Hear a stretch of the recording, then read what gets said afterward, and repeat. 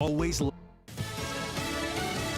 He still says he did nothing wrong. I'm Lisa Brady, Fox News. Former President Trump telling reporters, I feel that as a president, you have to have immunity. Very simple. This after attending a hearing in Washington, D.C., where a federal appeals court is considering his immunity claims in a criminal case over efforts to overturn the 2020 election. The special counsel's office is urging a D.C. appeals court to uphold a lower court ruling dismissing an immunity claim from former President Trump. Never before has there been allegations that a sitting president has, with private individuals and using the levers of power, sought to fundamentally subvert the democratic republic and the electoral system. Justice Department prosecutor James Pierce points to separation of powers and precedent, arguing no president enjoys immunity. Fox's Jared Halpern at the White House. Trump's lawyers rejecting the argument that the actions in question were outside the scope of Trump's presidential duties. Nikki Haley surges into second place in new Fox News power rankings, but Trump remains the Republican frontrunner less than a week to the first in the nation decision at the Iowa caucuses. Snow canceling some of this week's campaign events in Iowa. Possible tornado damage in parts of the Florida Panhandle and Alabama from a storm system that brought blizzard conditions to the central U.S. on its way to possibly flooding parts of the east. We get a wallop here in the Northeast starting this afternoon into the evening and overnight and tomorrow morning with very heavy rain, very strong gusty winds. Fox senior meteorologist Janice Dean. And then with the snowpack that we got over the weekend, that's going to melt some of that snow, and we are very concerned about flooding. So very likely flash flood threat for parts of the Appalachians up towards the mid-Atlantic and the Northeast for millions along the I-95 corridor. Widespread power outages also a concern from the strong winds. America is listening to Fox News.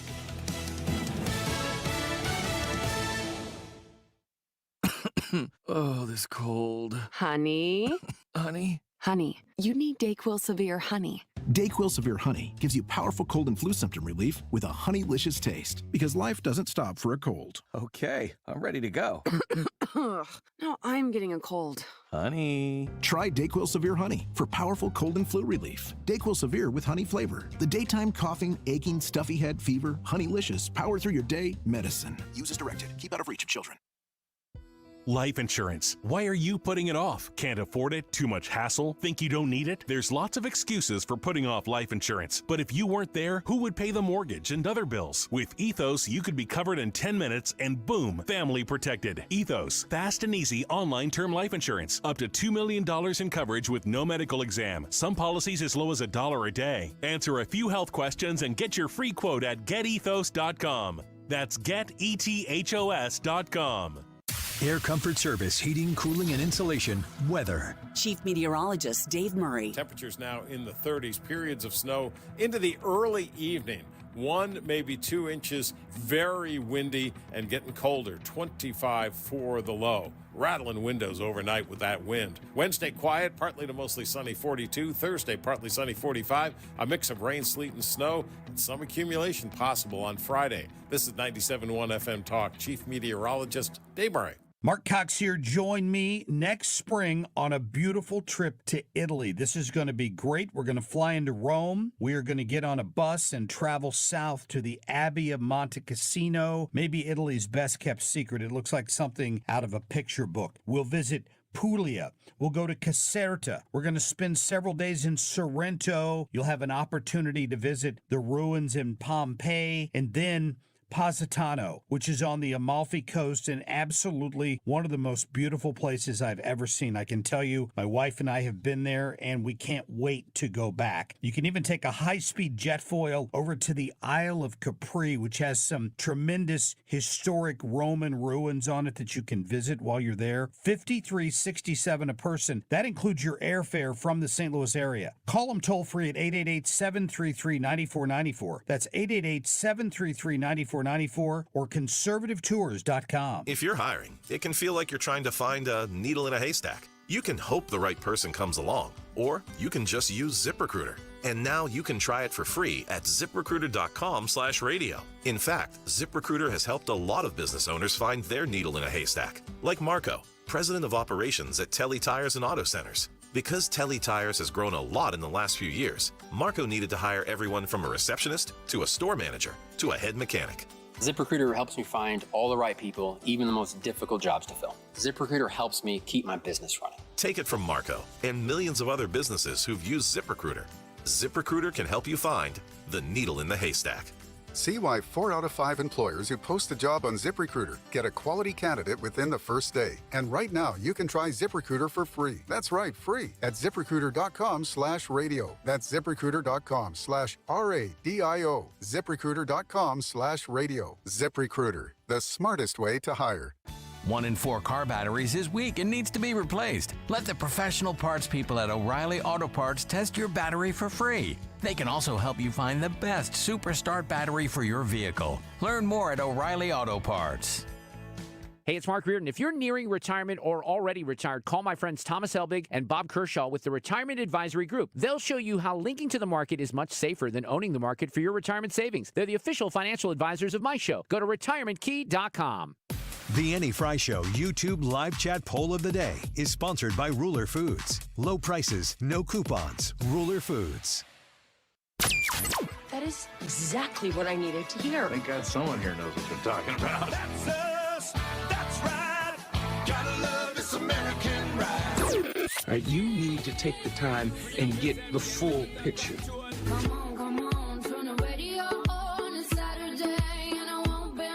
Don't get me wrong. I love the ladies. I mean, they rev my engine, but they don't belong in the newsroom. It is Anchor Man, not Anchor Lady. What do you want from me? I'm not America's sweetheart. Goodness sake, kid. Keep your voice down. Your father's listening to the radio. I'm not America's sweetheart.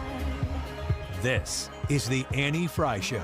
The things that keep me up because you don't have control over them. And you wonder, where are we in this? Where are our hearts? What's going to happen in this next election? I am terrified about what could possibly happen because our leaders matter.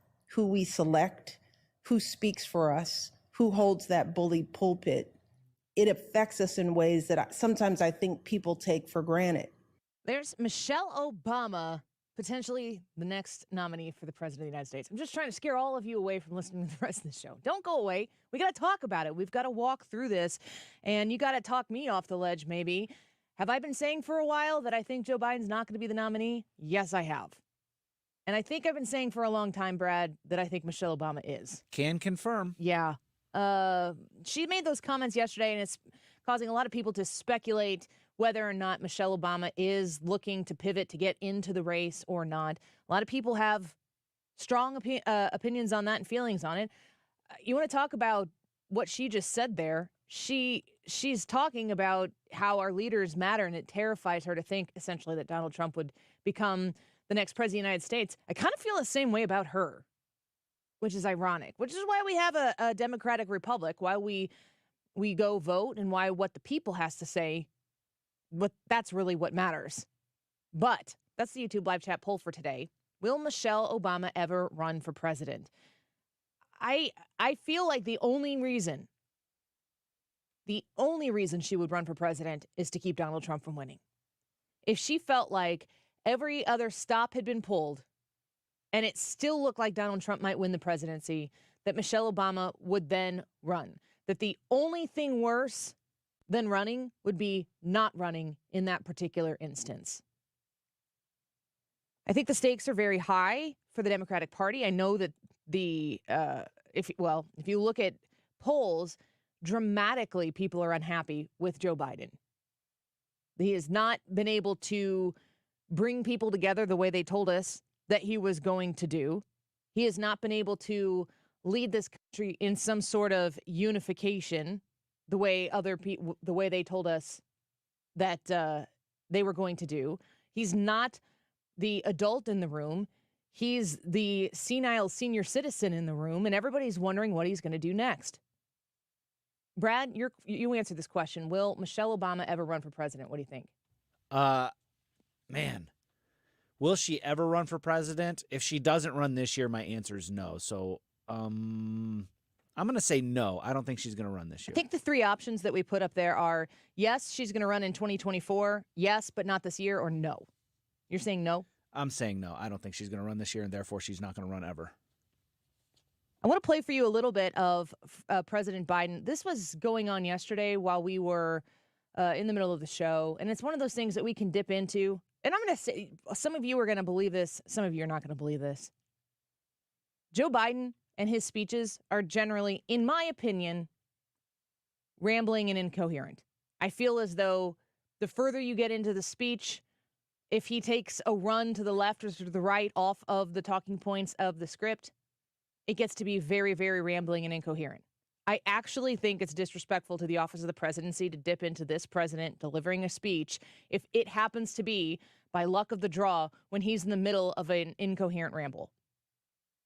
So we try to pay attention so that if we go into his speech, we get it where it's starting, or we cue it up to where there is a point that he's making. If it's a big news, impactful speech, if something big in the world has happened and we need to know what the president of the United States has to say about something, then we go to it. That's an easy decision.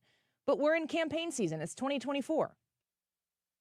I would say that if you listen to Donald Trump's speeches, I've covered a large majority of his presidency from the same position, and you could dive into his speeches at any given time, and they could seem a bit rambly, but the way he presented himself didn't seem as though he didn't know where he was or what he was doing. There's a difference there. Michelle Obama, you remember when she said that the first time she'd been proud of her country was when the country chose Barack Obama? That's interesting. It's interesting to want to lead something that you're not even proud of, but here we are. And then she had her famous line, when they go low, we go high. And then I could play for you clip after clip after clip of President Biden using the opportunity to appeal to the American people in the lowest of low ways. When I think of how the Democrats have addressed the people who are on the other side of the political aisle from them, they use words like deplorable. Now, the right took that word up and put it on T-shirts and hats and wore it around with pride. I can't get through a show. I haven't read the comments yet today here, Brad, but I can't get through a show very often these days without somebody who is not of the conservative Republican bent going through and reminding us that Donald Trump said vermin. And knowing in their heart of hearts that it's because Donald Trump is Adolf Hitler. It's really quite something. Both sides do it. But if you're on a political side of the aisle, and I'm not talking about one in particular, if you're on both sides, if you're on one side or the other, and you're judging the other side on the basis of one ruler or measuring stick, you got to take that to both sides. You can't just put it back in your pocket when you go to your own political side. And the truth is that the state of our political affairs is deplorable. There's very little honor among the way that we fight our political battles today. 2024 is going to be an onslaught of mud fights, of attacks, of degrading language, of people who are looking to vie for the opportunity to represent everybody within their district or their state or this country. They're going to be looking for the opportunity to represent those people, but we are going to believe by the time we get to November of 2024 and we make that decision that the person who gets elected to that position hates half of the people in that district. Hates with a passion the people who don't agree with them politically. And it's naive to think that you're going to be able to take some sort of Michelle Obama high road to get to the end and cross the finish line and win. And I would say that Donald Trump is the person who set us down this path for everywhere you look, absolute and total deplorable campaign behavior. Now, people who are big Trump supporters are like falling off their chair right now. Annie, what are you talking about? That's because that's how the left fought. And Donald Trump said, okay, fine, I'm going to punch the bully in the face. I'm going to be the bigger bully to the bully, and I'm going to show you all how to fight. I'm going to step into the ring, and yeah, I'm going to win this one. We're going to throw down You've set the rules for this long. You hold yourself to one standard and you hold your opponent to a different standard. Well, I'm not playing your game. I'm done doing it this way. How ironic that after Donald Trump comes on the scene, now we have the Michelle Obama line ringing in our ears quite a bit. When they go low, we go high. Well, if you really mean it, I welcome you to it, because the Republicans lost election after election after election with that kind of mentality. There was a spine, there was a backbone that was missing, that when the left would wag their finger in the direction of a Republican, that the Republicans would crumble because for whatever particular reason, the Republicans felt they had to hold themselves to an unattainable standard, which is a really smart move by the Democrats to constantly be able to define what it means to be a Republican, culturally, socially, in community, to be able to define what it means to be a Republican and to define it in a way that is unattainable. So then that Republican is always fallible. And then they point and go, hypocrite, hypocrite, hypocrite. All of those things that they would traditionally point about the Republicans who think they're better than everybody else, the Republicans who want to tell you how to live your life, the Republicans who want to meddle in your business and tell you how you're going to live, who you're going to be with, how you're going to talk, what words you're going to use. How ironic that all of those things are now flipped on its head, and that's the way the Democrat Party is in this country. They think they're better than you. They think they can live your life for you better than you can live it for yourself. They think that they are in a position to make decisions for you that either you agree with them because you're right or you don't agree with them because you're not smart enough. God bless those Democrats for getting into government so that they can expand it, so they can take care for you in ways that you didn't even know you were needed. That's the way the Democrat Party is of today. It's a very elitist, unattainable for the everyday American citizen, middle America, flyover country buffoon sitting here in the St. Louis area. You don't know what you want. You don't know what you need. We know what you need. We're going to need some of your money to do it. You'll thank us later. And if you don't, we're sorry, but you just can't possibly come to understand. The separation of these two parties right now, in my lifetime, has never been wider. Maybe there are some of you who are saying, oh, this is just like 19, and I don't know what that is. I was born in the 80s, in the early 80s. I've never seen an instance in my life where there's virtually no room for the people who call themselves to be Republicans or call themselves to be Democrats to intersect with the other party. And there are a lot of people in the middle who are homeless. They look at the Republican Party and it's so far over here that they say, that's not it. And they look at the Democrat Party who's so far over there, and they go, that's not it. And then they sit in the middle. What do? Where do they go? Who's appealing to those individuals? In a Biden-Trump 2024, I don't know where those people go. I feel as though the Trump contingent is strong. The base is consistent. I don't know that the Biden one is. And that's why Michelle Obama is frightened. That's why Michelle Obama is scared right now, because she knows how consistent and solid that the Trump base is. And she knows that the left with Joe Biden doesn't have that. You would have to think that the punctuation on 8 years of a Barack Obama presidency is the fact that the next Democrat to be the president was Barack Obama's vice president. Does Joe Biden get to be the final word on the Obama legacy in American politics? Because right now, if you're the wife of Barack Obama, you might be thinking that that's the case.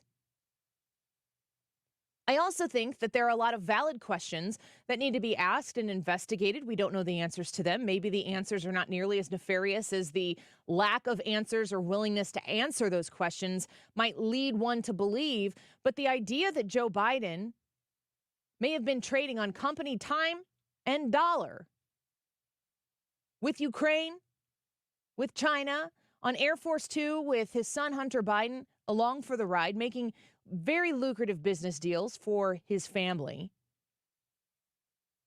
Air Force Two implies there is an Air Force One that wasn't Joe Biden. What did Barack Obama know? Well, of course, that question is way downstream for what actually did occur.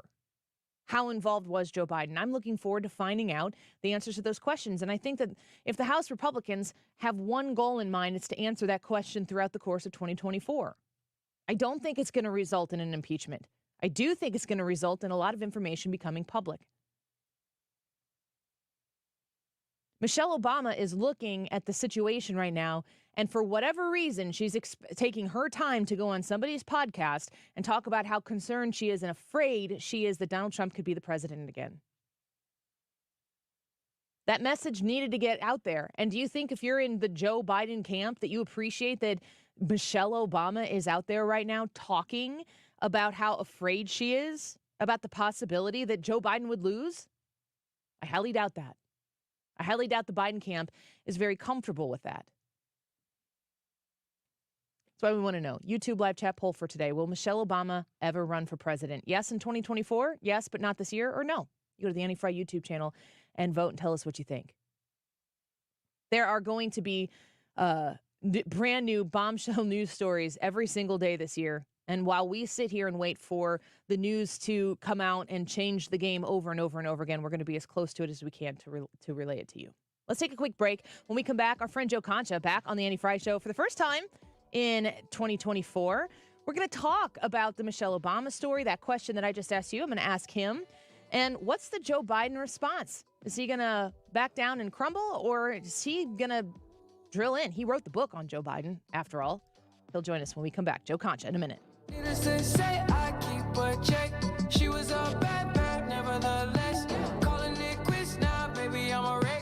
You're listening to The Annie Frey Show on St. Louis's home for conservative talk. Find the podcast, on-demand audio, and more at 971talk.com/Annie.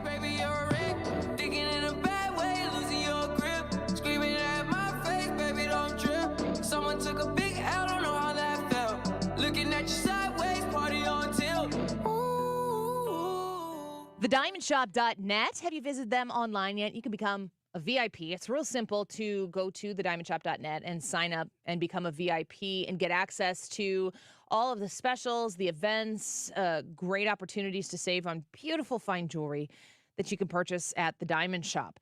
I am very grateful for the support I have gotten from The Diamond Shop on this show and the amount of people who I get to talk to about The Diamond Shop over the course of my time working in partnership with The Diamond Shop. It's very nice to be able to take you and put you in the hands of The Diamond Shop and know that The Diamond Shop has the best people coming to see them from the Annie Frey Show audience. I care about both of you, and I want to make sure that you're partnered with the very best. And I think that you are the very best, and I think the Diamond Shop is the best when it comes to jewelry purchases.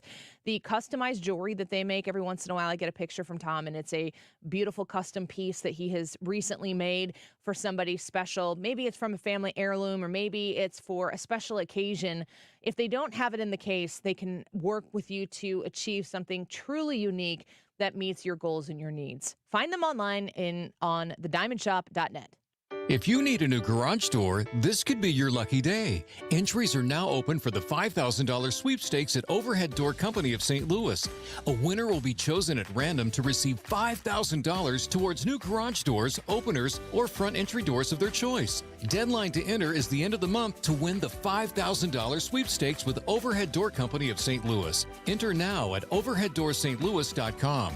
You can't win if you don't enter at overheaddoorsstlouis.com. Cashback is not available on gas in New Jersey and Wisconsin. Billy, your gas light's on. We need to stop and fill up. No way, Jen. Gas around here is too expensive. We can make it a little further. Billy, listen to your big sister. You don't need to drive all over searching for the lowest gas prices. Do what I do and use Upside. Upside? Do you live under a rock, Billy? Upside is the hottest cashback app out there. It's free to download, and you get real cash back for every gallon of gas you buy. I use it all the time, and I've already made around $200. You can make that kind of cash back just for buying the gas you have to buy anyway? Yes, I'm looking at the Upside app now, and there's a gas station at the next exit offering 25 cents per gallon cash back. Okay, I'm stopping to download Upside and fill up my tank. Download the free Upside app now to earn cash back every time you buy gas. Use promo code DASH to get an extra 25 cents per gallon on your first tank. You can cash out anytime right to your bank, to PayPal, or a gift card for Amazon and other brands. Just download the free Upside app and use promo code DASH for a 25 cents per gallon bonus bonus on your first tank. That's code DASH for a 25 cents per gallon bonus. I was having a lot of sinus infections. My sinuses were clogged, pressure, headaches. Linda suffered for years with chronic sinus infections.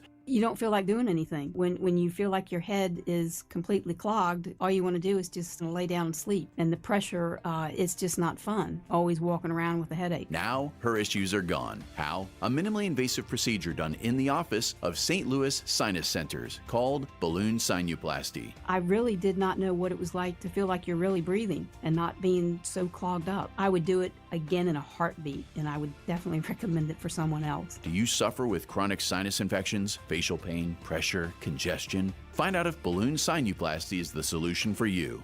Set an appointment today with St. Louis Sinus Centers. Call 314-332-2885.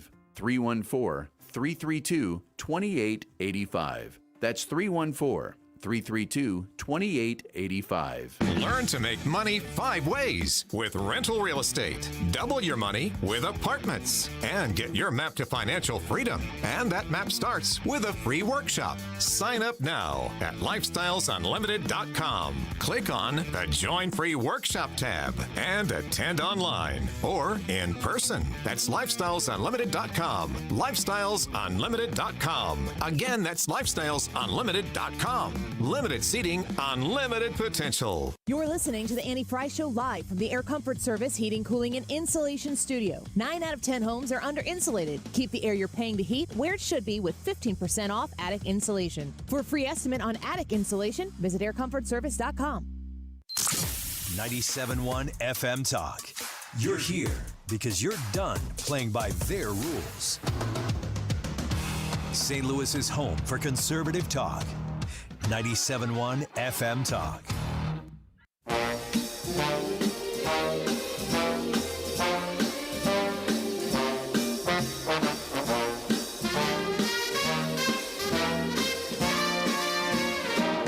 Oh, what you know, Joe? This is the Annie Frey Show. What you know, Joe?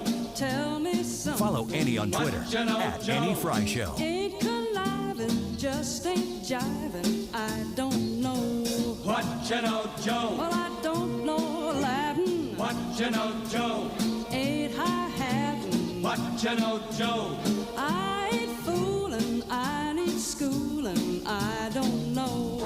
I don't know. Mama tried to tell me so. Papa wouldn't let me go. I was talking downstairs. I've spent more time in the Bethel AME Church in Wilmington, Delaware, than I have than most people I know, black or white, have spent in that church. Because that's where I started. No, I'm serious. I started a civil rights movement. I used to go to 7:30 Mass, then I'd go to 10 o'clock service with the Reverend who was then running the church, is now the bishop. She's a bishop, and I'm told your bishop had been there before in South Africa. And that's where he is right now. The point is that I've been blessed to worship here before as well. Oh, what you know, Joe? Joe Concha, columnist at The Messenger. Well, there you go. Joe Biden once again dipping into how black he is. And we got Joe Concha here to talk about it. Welcome back. Happy New Year to you, Joe. Happy New Year. Didn't Joe Biden once say that if we ended segregation in schools and mixed blacks and whites together, it would be a racial jungle? Did he say that? He did. Yeah. Did he say you have to have a certain accent in order to work at a 7-Eleven, or that Barack Obama was clean and articulate? Those are that things sounds pretty racist-y to me, doesn't it, Ann? Well, it depends on who says it, I think, is how the game is played. When you when you see that he's talking at a church like this, when he's going to be moving out onto the campaign trail, you wrote a book about, you've called it, Come On, Man, the truth about Joe Biden's terrible, horrible, no good, very bad presidency. Now he's out trying to vie for term number 2. What do you expect to see in these campaign speeches? Well, it's Groundhog Day again, apparently. I mean, this is the case of a broken record being played to avoid talking about an actual record, and that's Joe Biden's record. And look, if this is the president's grand opening argument, Annie, to kick off his campaign by saying that he and he alone can save democracy, then Joe Biden is in serious, serious trouble when it comes to re-election. Because for starters, this is a president who spent 138 days last year in relaxing locations mansions, and posh vacation spots. That's according to the New York Post, and they did a whole analysis of this, and it's not really a hard sell. I mean, every time we saw him, he was either in Delaware or at some sort of multi-million-dollar mansion of one of his hedge fund buddies. So apparently, saving democracy will be done on a part-time basis, chock full of long weekends at Bernie's. And then we're seeing this obvious thread in all these speeches from Biden lately. And it's what we're not hearing about, right, as far as why you should reelect him for another 4 years. There's no mention of the wonders of Bidenomics. There's no mention of Americans drowning in credit card debt. There's no mention of the crisis that is a catastrophe at the U.S. southern border, because even more Democrats at this point are sounding the alarm about it. I mean, even they're saying this is unsustainable, clearly. No mention of U.S. test scores at their lowest in decades. No mention of the fact that the U.S. is looking like a laughingstock right now, because apparently we have to hook a LoJack up to our defense secretary in order to find out where he is exactly while our warships are being fired upon over in the Middle East. So overall, I don't hear anything about here's what I've done and here's what I want to accomplish in my next 4 years. It's all about race, racism, Trump, and Hitler, and that ain't going to cut it. I'm sorry. In the key swing states, people are saying, what are you going to do for me during the next 4 years? Just don't tell me about what a bad guy Donald Trump is. I believe Hillary Clinton tried that, Annie. It didn't work out too well. Yeah, amen to that. Joe Concha with us right now, political columnist at The Messenger and Fox News contributor.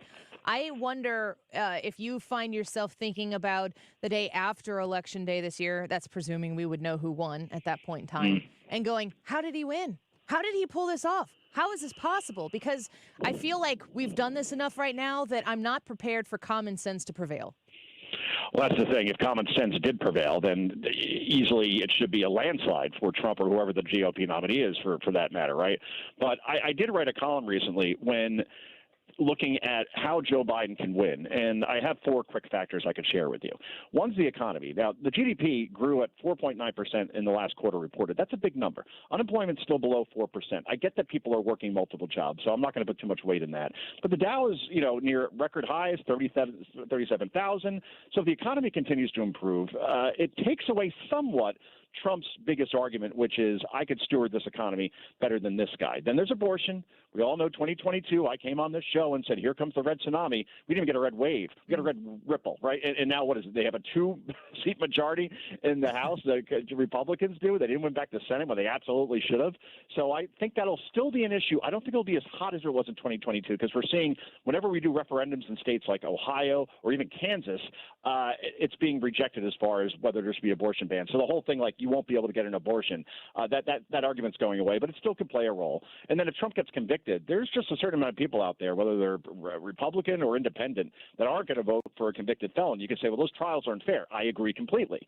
But if a guilty verdict is a guilty verdict, that may be enough to switch enough votes in enough swing states, maybe to put Biden over the line. And then obviously over in Gaza, if there's some sort of uneasy truce there where we're not seeing the bombing on a daily basis, that anti-Biden sentiment from the left and young voters and Muslim voters in places like Michigan, that may wane a bit, where that doesn't have the impact that it's having right now. So Biden could win, but if I were to bet right now, it's Trump by a touchdown and a few points on top of that. He is the prohibitive favorite, but so many things could happen, Annie, because if we were talking about this in four years ago, and I said, oh, yeah, Trump's going to win because we've got peace and prosperity, I didn't know COVID was coming. Right. So who knows what's coming down the pike? So you can't make any definitive prognostications, but that's where things stand right now. That's absolutely right. We're speaking with Joe Concha.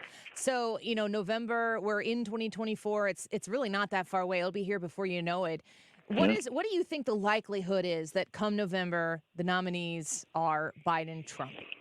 I think it's Trump. I'm pretty sure it's Trump there. Haley's making some nice gains in New Hampshire, but that's a interesting state because anybody could vote, right? It's not just Republicans. So there may be enough anti-Trump sentiment from the left that actually puts Haley over the line. The question is, can she build on it from there and win in her home state of South Carolina, for example? So Trump, he's going to have to fight a bit for that nomination. But in the end, I think just there's far too much loyalty towards him. And he's far too much of a martyr at this point as far as all these trials are concerned, where he's going to get toppled. As far as Biden, I flip a coin, and every other day I'll probably give you a different answer, quite frankly. But in the end, it's so much. How are you at this point in January 2024, get him out? Because I don't think he wants to go anywhere. It's not like you snap a finger and he's like, all right, I'll go. And then I don't know who you replace him with. I keep hearing Newsom, but that state's an utter mess, and he just comes across as phony, and I don't think phony really works in today's day and age. And then they say, well, Michelle Obama could be inserted. I don't think she wants any part of this. She's very happy being in Martha's Vineyard in a place that deserves its own zip code and winning Emmys for Netflix. So I think it's Biden reluctantly in the end versus Trump. But again, 1,000 things could happen, particularly when we're talking about Biden, somebody who's 81 years old and clearly not getting – he's like cottage cheese more than wine at this point. He's not getting better with age. Yeah. You know, the Biden-Trump thing is really a staring contest. If one of those blinks, it's going to dramatically affect the ability of the other. And you're saying you don't think it's going to happen. I don't think, but again, what the hell? After the last couple of elections, in 2016, I'll gladly say I was wrong. That I didn't think Trump would win. I thought he had a good chance before the Access Hollywood tape, and then I thought, well, that's a death knell. I mean, that's something no one can recover from. I mean, it's on audio. It's not like it's hearsay. I don't see how any woman could vote for him. My wife was appalled. She still voted for him, but she was appalled. So I just don't know. After 2016 and 2020. It's really hard just to, again, use the word common sense before. If I apply logic and common sense, then I say Trump wins. But we are not at a point in this country where we have common sense and logic for many voters that unfortunately have the right to vote, even though they're very misinformed. Well, we want to keep asking you these questions. We know you got to run, Joe. We appreciate you. Happy New Year to you. Thanks for coming back with us. Happy New Year. Great to talk to you. We'll talk to you soon. Bye, Annie. Sounds good. Bye-bye. Political columnist at the Messenger, Fox News contributor, Joe Concha. He's always fun to talk about or talk with about all of these specific issues because he's very, very well studied in them, and he's a great writer too. So if you haven't yet, check out the Messenger. Really, really interesting media outlet online. A really good way to get something that's really straight down the middle as far as all of the offerings that they give, reporting news, and also opinion from all sorts of different angles. Joe Concha on the Annie Frey Show.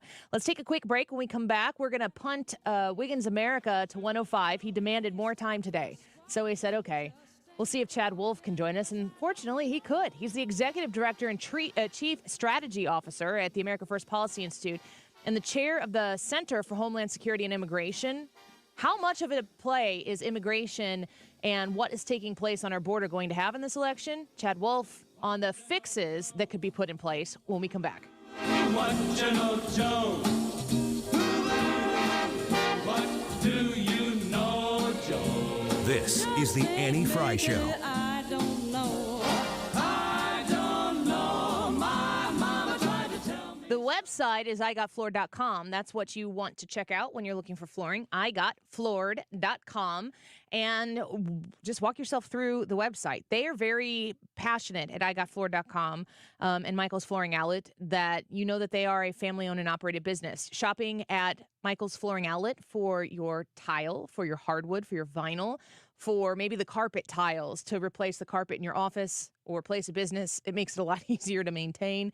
They want to make sure that you understand that they are locally owned and operated, that they're a family, a St. Louis family, working very hard to give you a good product and doing it the old-fashioned American way and doing it very well. They've had a lot of success doing that because they adhere to the principles that you care about, making the customer be the center of that transaction. They provide great value, and they don't sacrifice quality in doing so. And they also make sure that the customer service that they provide makes you feel confident and educated in the purchase that you're making. If you're looking for flooring, consider Michael's Flooring Outlet as an opportunity to earn your business. You can find them online at igotfloored.com. Retired or retiring soon? How much money do you need to live comfortably? Retirement Planners of America is here for you. Would you like to have financial peace of mind? Here's how. Step 1. Find out the amount of money you'll need to retire. Step 2. Have a plan to get there. Step 3. Make sure that plan can take advantage of market gains but protect you from market losses. Discover how to do all three with a free consultation at 800-508-6108. That's 800-508-6108. All investments involve risk, including losses. Past performance does not guarantee future results. Are you the parent of a 2 to 7-year-old? Listen closely for an exciting free radio offer. By now, you've probably heard of ABC Mouse, the Parents' Choice Award-winning online learning program that's actually changing the lives of early learners everywhere. ABC Mouse is like a little one-on-one teacher. It has helped her so much. Right now, we're offering a special radio promo to try it free for a month, but you have to go to abcmouse.com/radio to claim your free month. That's abcmouse.com/radio. Sponsored by Age of Learning. Mark Cox here. I've got an idea. Let's all go to Italy next spring. I'm going to the Amalfi Coast next spring with my friends of conservativetours.com, and you can go along as well. We'll cover Rome, the Amalfi Coast, Puglia, the Isle of Capri, the Abbey of Monte Cassino. It may be one of Italy's best kept secrets. You know, I've been to the Amalfi Coast before. It is without a doubt one of the most beautiful places I've ever seen. While you're there, you can take a high-speed jet foil over to the Isle of Capri, which is a site that everyone needs to see. Positano is absolutely beautiful. Sorrento is just gorgeous. You'll get to visit the ruins of Pompeii as one of your side trips if you go on this trip. It's $53.67 a person. That includes your airfare from St. Louis. Call them toll-free at 888-733-9494. It's 888-733-9494 or conservativetours.com. Want immediate cash for your home or see what your home is really worth in today's market? Find out for free from the local experts, my friends Mark and Neil Gelman of eXp Realty. Check out thegelmanteam.com today. That's thegelmanteam.com. The Annie Frey YouTube live chat poll of the day. We've been discussing it. Will Michelle Obama ever run for president? You have three options. Yes, in 2024. Yes, but not this year. Or no, she will not. Let us know. That's the Annie Frey YouTube live chat poll of the day. 12:40 right now. This time check is sponsored by Jerry Kelly Heating and Air Conditioning. It's time for a $98 furnace tune-up. Are we one of your top presets? You were giving off that vibe, so if you want to take it to that level. St. Louis's home for conservative talk.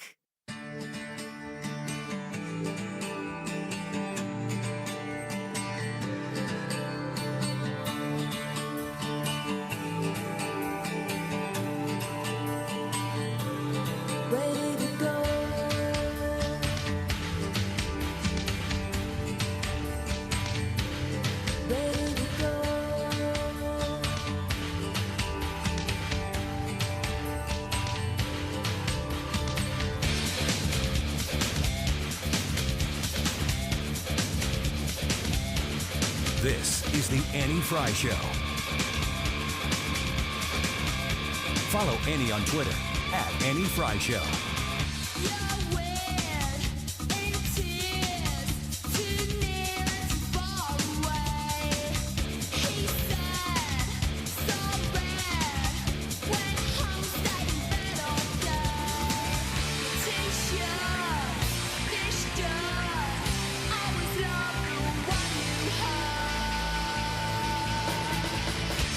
You know, I always think back to where we were almost exactly 3 years ago when President Biden came in.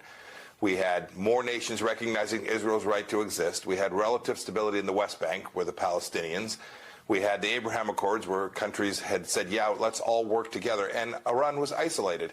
And the reason you're having Americans attacked 100 times, Neil, since October 7th, is because the Biden administration flipped the script. These are evil actors. And when you think, boy, I can negotiate with them, I can give $6 billion to them, and they'll stop taking American hostages, that is dangerously naive and puts American people at risk. Well, that's former Secretary of State Mike Pompeo talking about the president's foreign policy debacles. But let's bring it a little bit closer to home. Here is Secretary Mayorkas on the border. Some have accused DHS of not enforcing our nation's laws.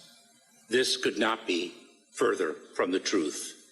Having begun my public service career as a federal prosecutor for 12 years, ultimately serving as the United States Attorney, there is nothing I take more seriously than our responsibility to uphold the law. And the men and women of DHS are working around the clock to do so. So Secretary Mayorkas says that the DHS has been accused of not enforcing the nation's laws, but he says that couldn't be further from the truth. Let's get a second opinion on that comment. Chad Wolf joins us now. He's the Executive Director and Chief Strategy Officer at the America First Policy Institute and the Chair of the Center for Homeland Security and Immigration, also the former Acting Secretary of the United States Department of Homeland Security. Chad Wolf, thank you for being with us here today. It's a pleasure to have you. Yeah, well, thanks for having me. Good to be on. Of course, you know, people are accusing them of not enforcing the nation's laws. He says that is not true at all. What do you say about that? Well, what the Secretary Mayorkas specifically doesn't tell the American people, but he has told Congress, is that he has wide discretion to enforce certain laws and not to enforce others. So I think it is still accurate to say that the department is not using all of its authorities to address the crisis along that border, to stop people from coming in, and then to remove individuals that are here illegally. So there are numerous instances, many examples to cite where he is not using his authority and so therefore not enforcing the law. But he does oftentimes hide behind this discretion authority that he has, so that he will say that he is implementing the law, but there are many parts that he is using that discretion to actually not enforce. It seems as though if you ask Mayorkas, he's going to say that he's doing everything he can.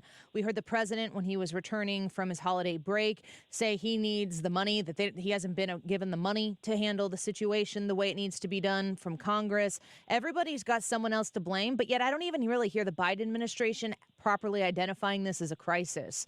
Where do you focus, from your experience, square one, to getting this problem solved on our southern border? Well, I think that's right. I think from day one of this administration, so almost 3 years now, that they have refused to call it a crisis. They call it a challenge. Well, when you see, 300,000 illegal apprehensions in the month of December, when you are detailing Border Patrol agents from the northern border to the southern border, and you're spending record amount of money trying to house migrants, all of this adds up to. You need to be honest with that. So, I think that's critically important. You continue to hear the administration, and you said it best with President Biden's quote there. They continue to blame Congress for the situation along the border and keep saying, well, if Congress only would give them enough money, then they could handle this. And that's simply not true. Congress has provided them funding after funding for the last 3 years, and it's only gotten worse because their strategy is flawed. Their policy is flawed, and so there's no reason for Congress to continue to fund a bad set of policies, and that's what they want them to do. Instead, I think what congressional Republicans are trying to do is actually trying to change some of the policy along that southern border so that they have to implement certain policies that bring some deterrence back into the system. So I think that's where we're at now. Unfortunately, Secretary Mayorkas, President Biden, they have all the authority that they need to get the southern border under control. And the reason I know that and can say that definitively is because we did it during the Trump administration. We had no help from Congress. They didn't pass any new laws. But yet somehow we used the authority that we had to control that border. So in December of 2019, well before COVID, you had 45,000 illegal apprehensions along that border. Fast forward to 4 years later, and you have over 300,000. No new laws changed. It's only the approach of this administration that has. I want to read for you a tweet there from Bill Malugin, who's done great work reporting for Fox News on the southern border. He tweeted this out yesterday at 3:08 p.m. He said, breaking, per 3 Border Patrol sources who were in the room while meeting privately with agents in Eagle Pass, Texas today, DHS Secretary Mayorkas admitted that the current release rate for migrants caught crossing the border illegally is above 85%. When you hear that number, what does that mean to you? Well, for those of us that either served at DHS or followed this, we've known this for some time. We've been talking about the vast majority of folks that are coming into the country illegally are being released into the country. And so, but it's interesting because that's not what the Secretary is telling Congress and others. He is saying that they are actually removing, returning, or repatriating the vast majority of folks. And by that sheer number, that's just not accurate, right? We had a report by DHS just released in the last couple of days that shows 2.3 million people overall have been released into the country under this administration. So, look, the facts are clear. You can follow it. Most of it's on the DHS website. The majority of folks are being released under this catch and release program that the Biden administration has implemented. And what that serves and why that is so problematic is that it just continues to incentivize more and more folks to come, because if they can come illegally but stay in the country, that's what matters most to them. And they will continue to do that as long as these policies are in place. We're speaking with Chad Wolf. He's the Executive Director and Chief Strategy Officer at the America First Policy Institute, as well as the former acting Secretary of the United States Department of Homeland Security. Yesterday, there was a town hall. Nikki Haley was in it, and I won't ask you about the politics of it, but one of the policies that she threw out in this town hall, and she said this before, is we need to go from catch and release to catch and deport. What is the reality of the situation of all of those individuals who have crossed that border and have been released, over 85% according to our current DHS secretary? What is the ability of the United States to catch and deport the millions of people who are in this country illegally? Yeah, so it's a good question, but it's also a tough question. I will tell you and your audience that the most difficult thing to do is to address and deal with folks once they arrive here in the United States, because they're spread across the country. The federal government does not keep track of them. It's very difficult to remove them. That being said, we should still try. When there are individuals here that go through due process that still have no legal right to remain in the United States, they should be removed. And so you've got to let ICE, Immigrations and Customs Enforcement officers do their job and remove individuals. There's 1.5 million individuals right now that have a final order of removal from an immigration judge, but yet are still here in the United States. And the Biden administration has told its officers not to remove these folks. So you let them do their job, but I think the most important thing that we can do is you've got to turn off the faucet, right? You've got to figure out a way to stop the overwhelming number of folks that are coming into the country day after day after day. You've got to address that, and then you can address the folks that have arrived here illegally in the past. But if you don't turn off the faucet, it's going to continue to come, and you're always going to be, kind of shoveling the water out of the boat with a very small bucket. I want to ask you to kind of compare for us. I recall in the Obama administration, the iteration of DACA, and DACA was something, it did divide people on the right side of the aisle, but it did soften some people to the idea of, okay, we're going to extend this amount of grace, and we're going to cut it off at a finite number of people. I can't imagine what the DACA number would be right now if we instituted that at this point. But when you compare the crisis we were trying to deal with during the Obama administration and the crisis that we are trying to deal with now in the Biden administration, how much more significant are we in that crisis right now? Yeah, I think we are. What we're dealing with the Biden administration is a factor of 4 or 5 over that during the Obama administration. I mean, DACA is a program that I would say that the Obama administration, including the president himself, which he is quoted as saying he really doesn't have the authority to institute that program, but yet they did. And of course, they did that during an election year. And so I think it's interesting, but that population of DACA today is, less than 700,000. The amount of folks that have been, let into the country and released is in the millions during the Biden administration. So by the sheer numbers, we're talking not only about a different population set, but obviously the numbers are very different as well. And I'm guessing if there is a second Biden administration that they will likely push for amnesty for the folks that came here illegally as well, because that's something that I know that they're pushing today during some of these Senate negotiations. Would that amnesty have to be a congressional process that would then be signed by the president? It would, in theory, it would be, but we know that in theory makes me nervous. Yeah, I mean, what we know is under President Obama, Secretary Mayorkas, who was not secretary at the time but was deputy secretary, was the architect of DACA. So they did grant some authority. Now it's not citizenship, but they granted some authority for those individuals to remain here. And if you if you remember, it wasn't just the children, although that's what we talk about. We talk about DACA a lot. But there was also this other program called DAPA, which is Deferred Action Against Parents that arrived here illegally. So it was for adults that they were trying to do as well. The courts have struck that down and said that that was an illegal program.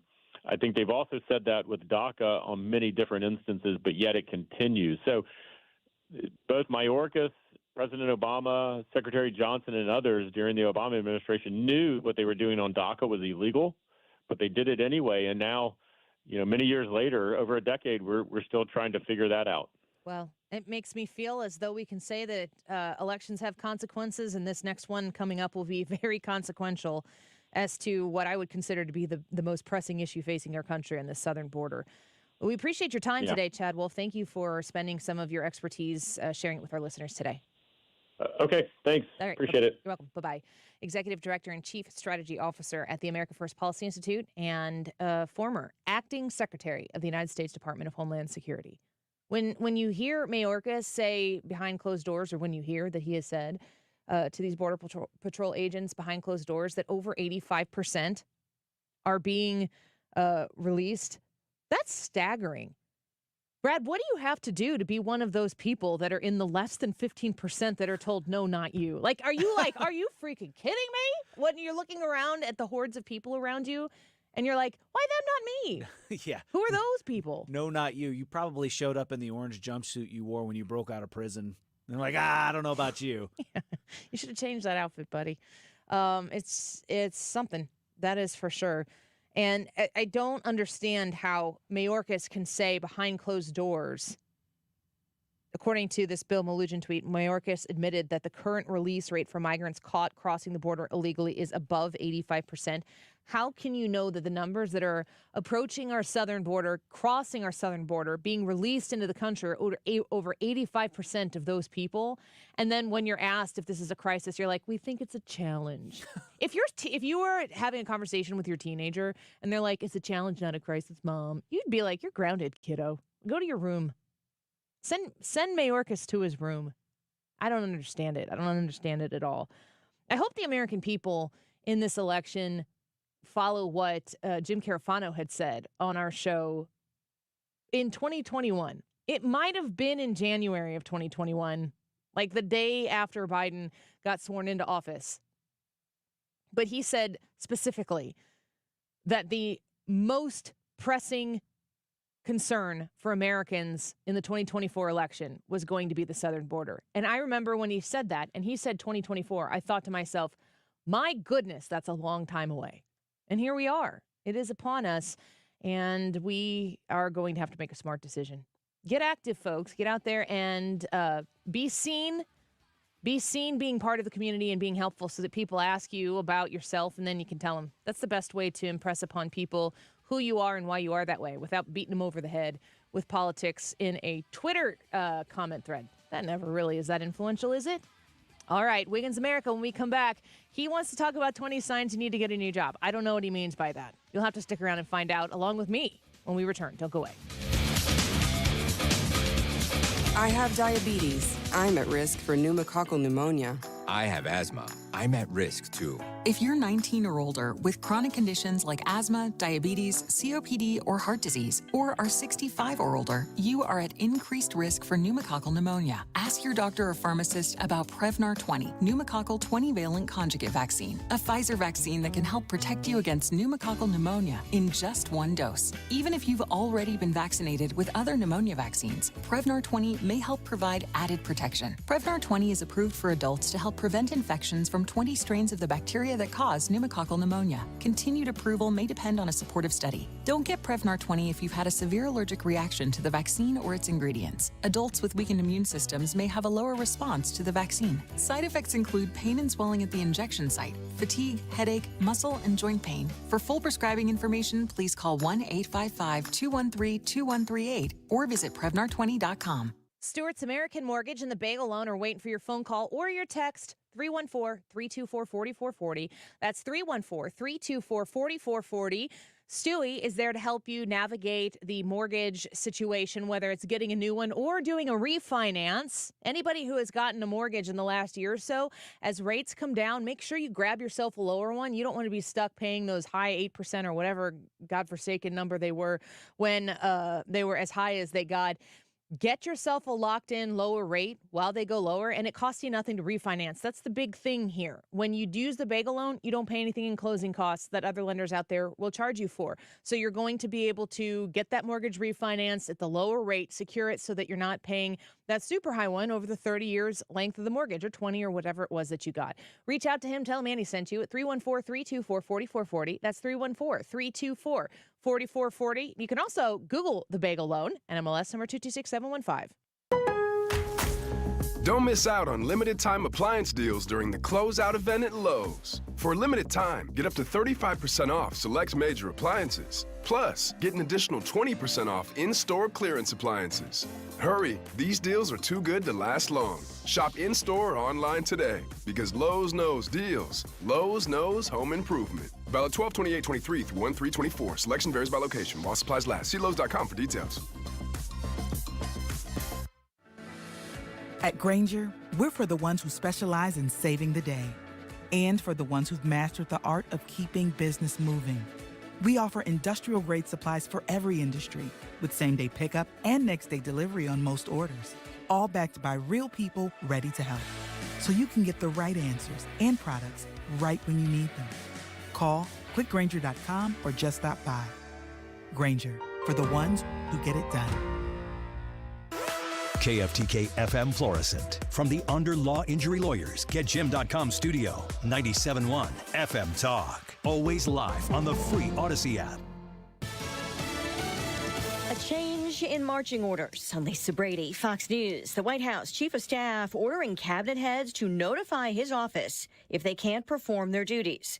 This as the policy review begins after the surprise illness of Defense Secretary Lloyd Austin, who remains hospitalized after a days-long delay in notifying the president and lawmakers. The Pentagon says that word got to the White House so late because the Secretary of Defense's Chief of Staff was out sick with the flu. Now, she has ordered an investigation into who knew what and when, even though she did not delegate her responsibilities to tell Congress, the Deputy Secretary of Defense, and the White House to anyone else. Fox's Jackie Heinrich at the White House. One Republican congressman, Montana's Matt Rosendale, says he'll file articles of impeachment accusing Secretary Austin of compromising national security. Secretary of State Antony Blinken just out of a meeting with Israeli officials in Tel Aviv. As I told the Prime Minister, every partner that I met on this trip said that they're ready to support a lasting solution that ends the long-running cycle of violence and ensures Israel's security.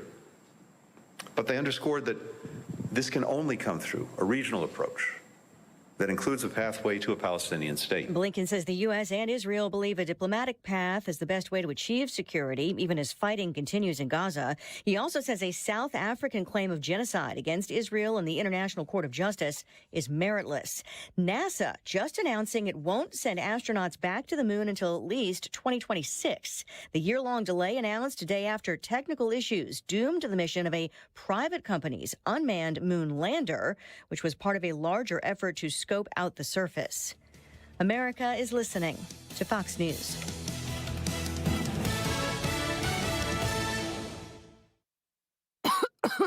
Can't sleep with this cold. Honey.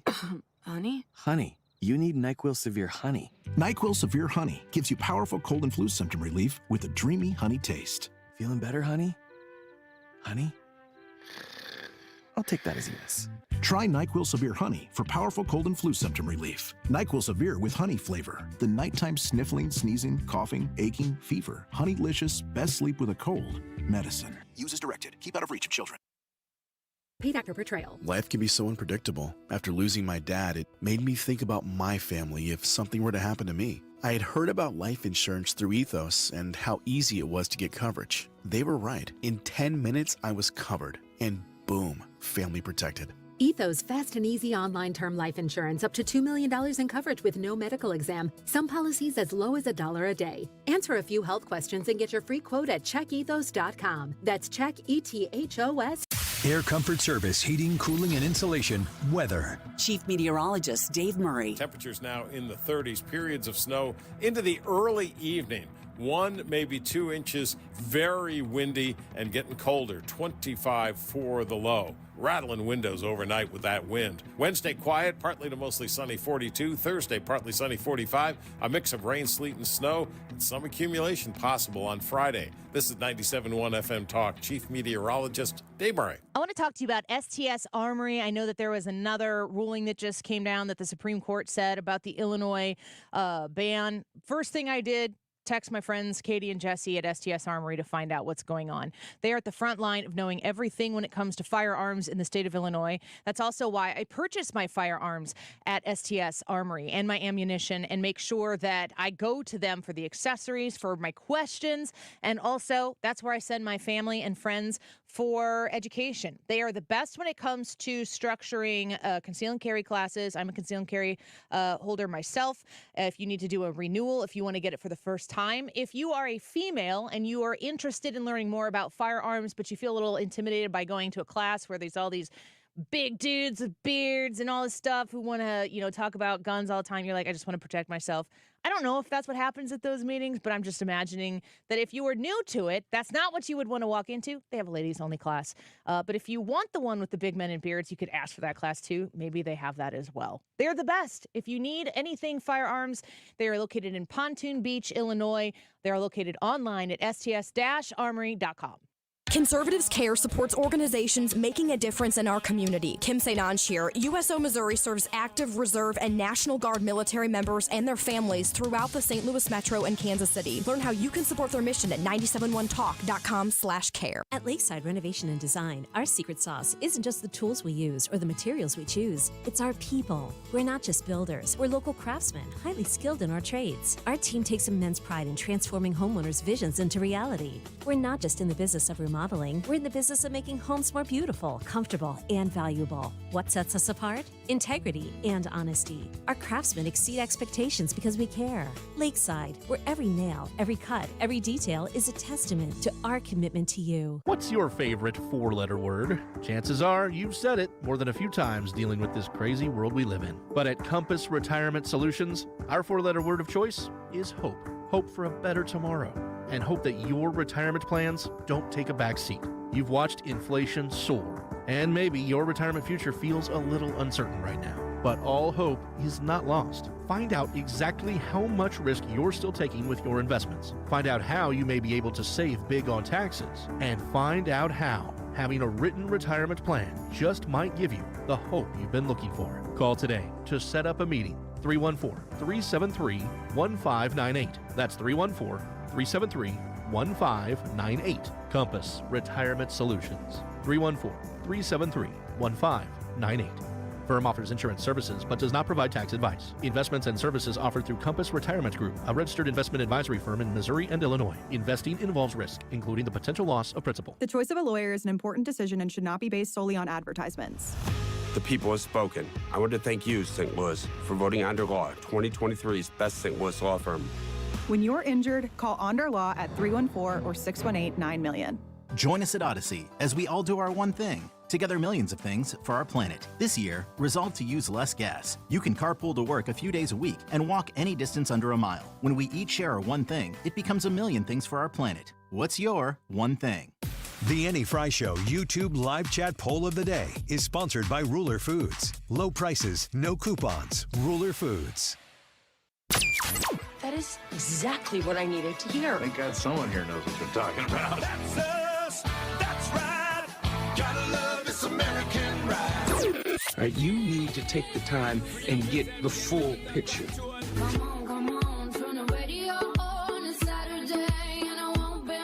Don't get me wrong. I love the ladies. I mean, they rev my engine, but they don't belong in the newsroom.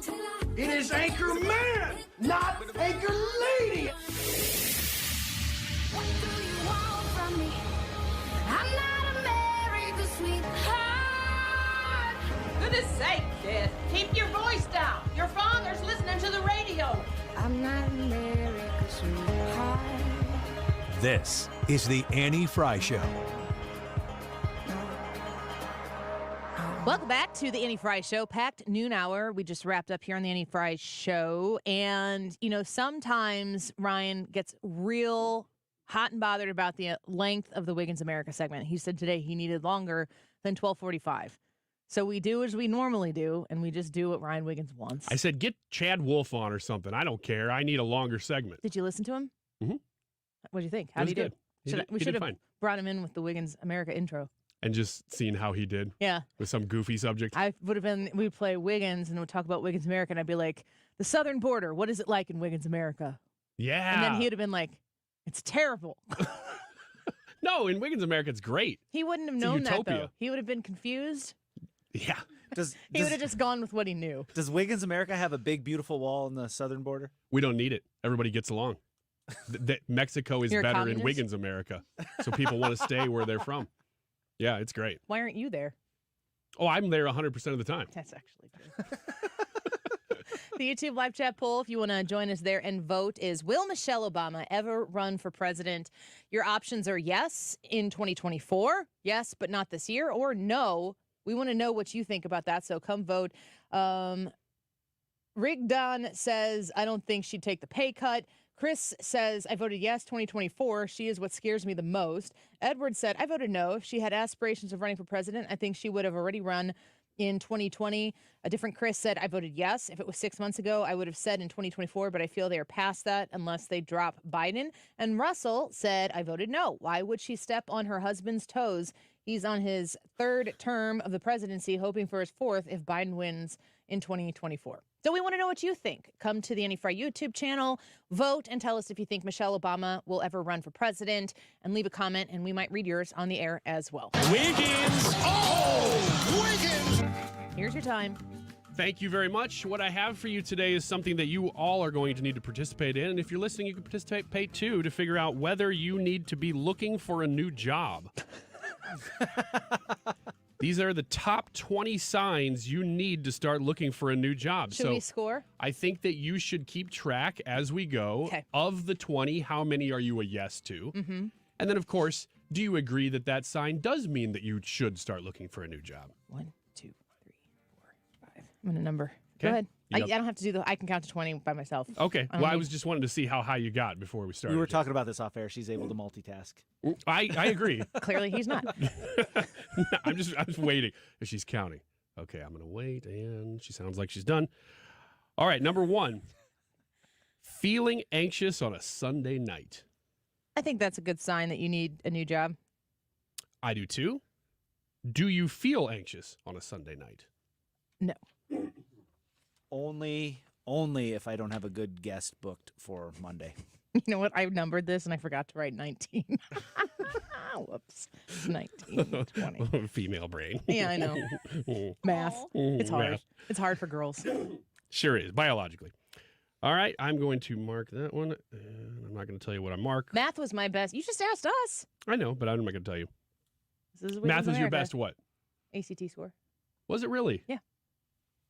31. Really? Mm-hmm. Wow, that's really good. Yeah, it's useless in this job. Clearly. I don't even need to count to 20. Yeah.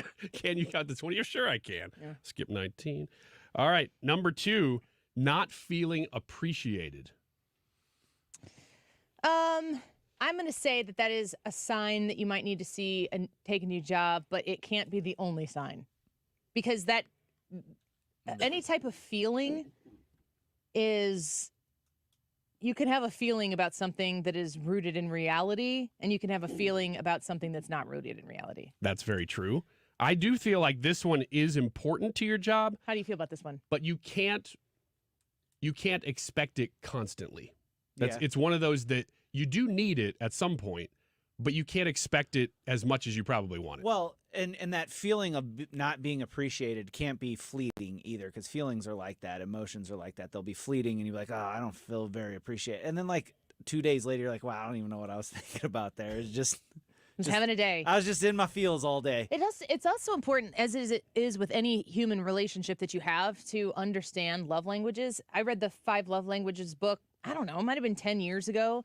And it was eye-opening for me to learn that I have a love language that I speak, but also a love language that I hear. Mm-hmm. And if I am trying to, let's say I have a very good friend and I'm doing nice things for them all of the time, that might be the way that I show them that I care about them. If I have a good friend that is going through a hard time and I'm trying to make them meals and, maybe do their laundry or something, I might not be like speaking to them about how much I care about them and using words to teach them that or to make sure they understand that, but my actions might be the way that I'm showing that. And if the person who I'm talking to understands appreciation or affection through words much more than they understand it through actions, then what I'm communicating, they might not be receiving as much as I'm communicating it. So you have to learn how to speak multiple language, but also the hardest thing and the most transformative thing for me was to learn to hear other languages, to know that just because I receive love in a specific way the best doesn't mean that it hasn't been coming to me in a way that I just wasn't hearing previously. And in the work sense, it's not really love languages, but appreciation can be done the same way. Like you might be appreciated and being shown appreciation in a way that you're not particularly hearing. Love languages was a big deal when that came out. Yeah. It was very, very accurate, and I think it helped a lot of people. Mine were both words of affirmation going out and coming in. I am shocked. I know. Number 3, not really caring about the job anymore. I would say this is definitely one that if you're feeling this, that is time to start looking elsewhere.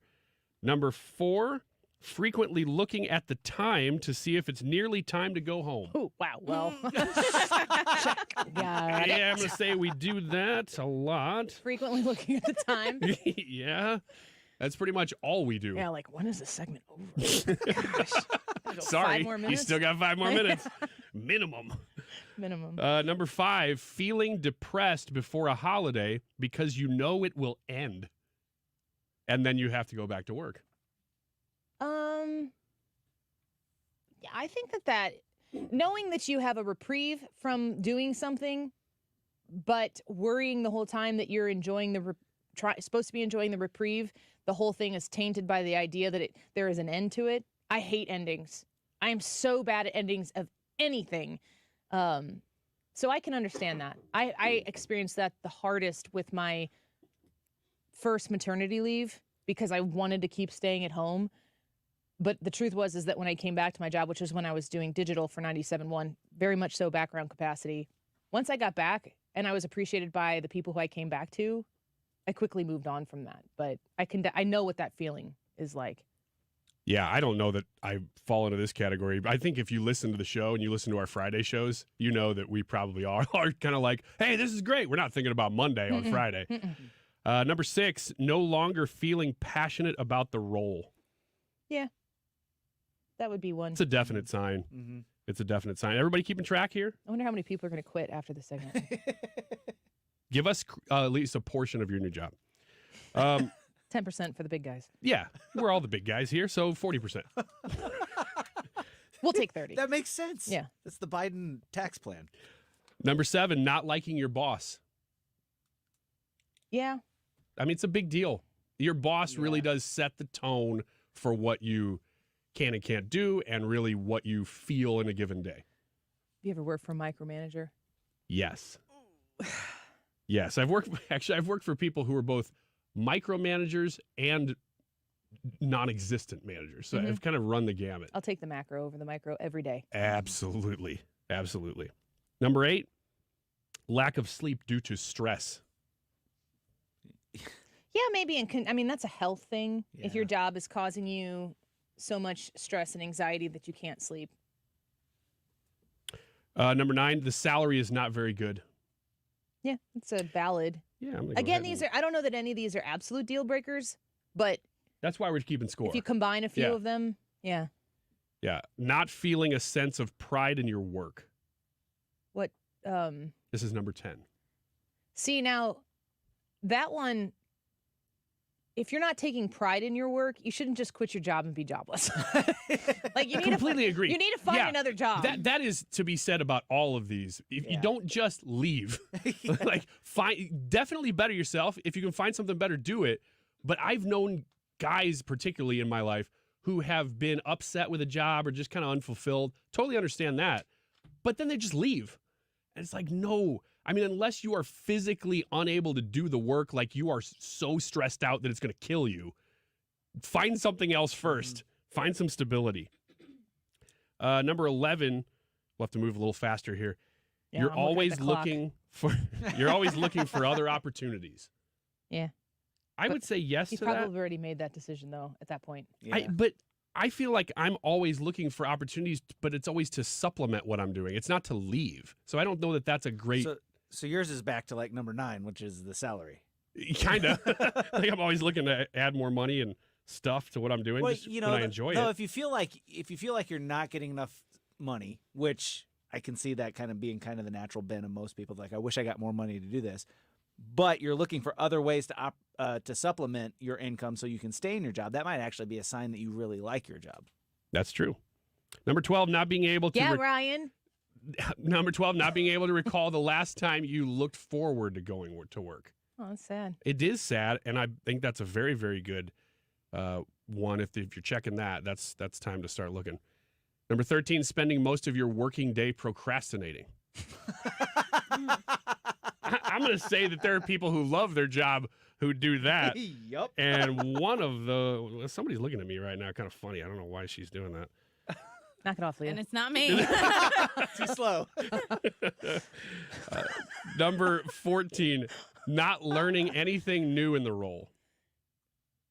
And then I'm going to add 15, not getting excited when you're given a new project. I mean, I don't want to persuade people to be like, every day that you walk into a job that you have that is good, that you need to be like pumped and high-fiving people around the office, because people like that would make me want to quit my job. There's truth in that, like, calm down, bro. Yeah. Yeah, and to some extent, people who are like that, you can tell when they're naturally like that and when they're not. And the ones who are not, you're like, I don't know, man. I think you're trying to hype yourself up, and that's not going to last.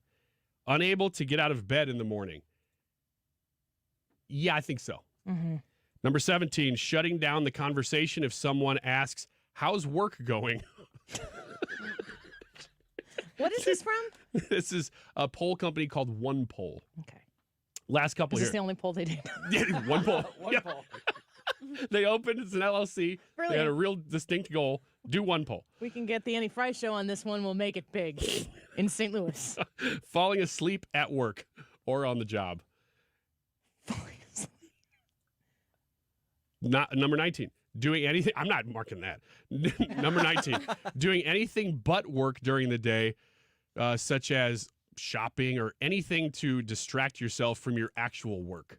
Yeah, that'd be bad. That seems like an obvious one that you're not enjoying yourself. And last one, not wanting to socialize with your colleagues out of office hours. No, that's not. I got a big problem with there's two cultures here. The people who came before us, who work was everything. Like, your job was it was the largest defining thing, probably more so for men than women. Is that an unfair statement? That men? No, that's not unfair. I mean, I think that if you're a dad and a husband, that you consider those to be the most defining things in your life, but your job is a huge portion of like defining who you are as a human.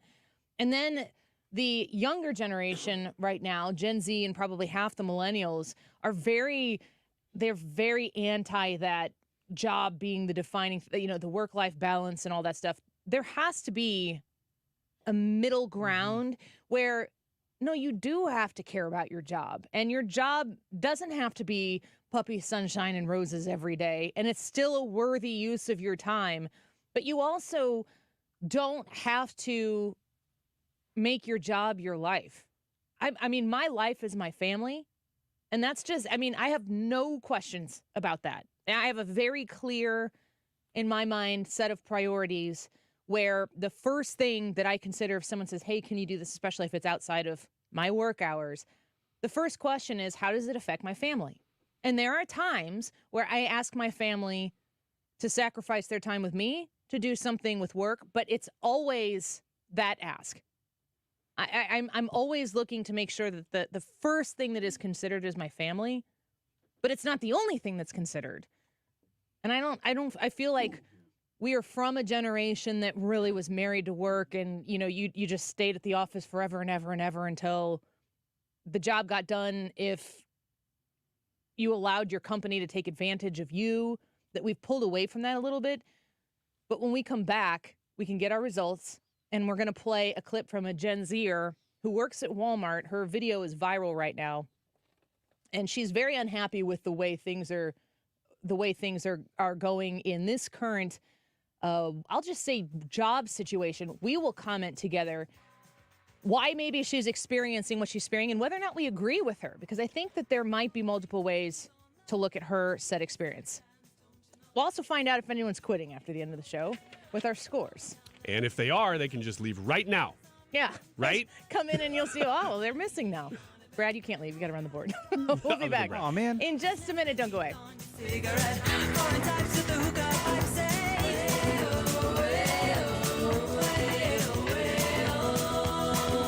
This is the Annie Frey Show.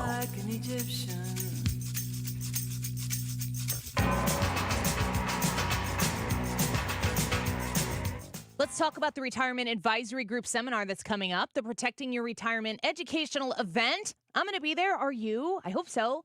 It's Tuesday, January 30th at the Frontenac Hilton, 6:30 p.m., easy to get to, doesn't take the whole evening. The event starts at 6:30. I'm going to get there at 6 o'clock and hope to meet as many of you as I can.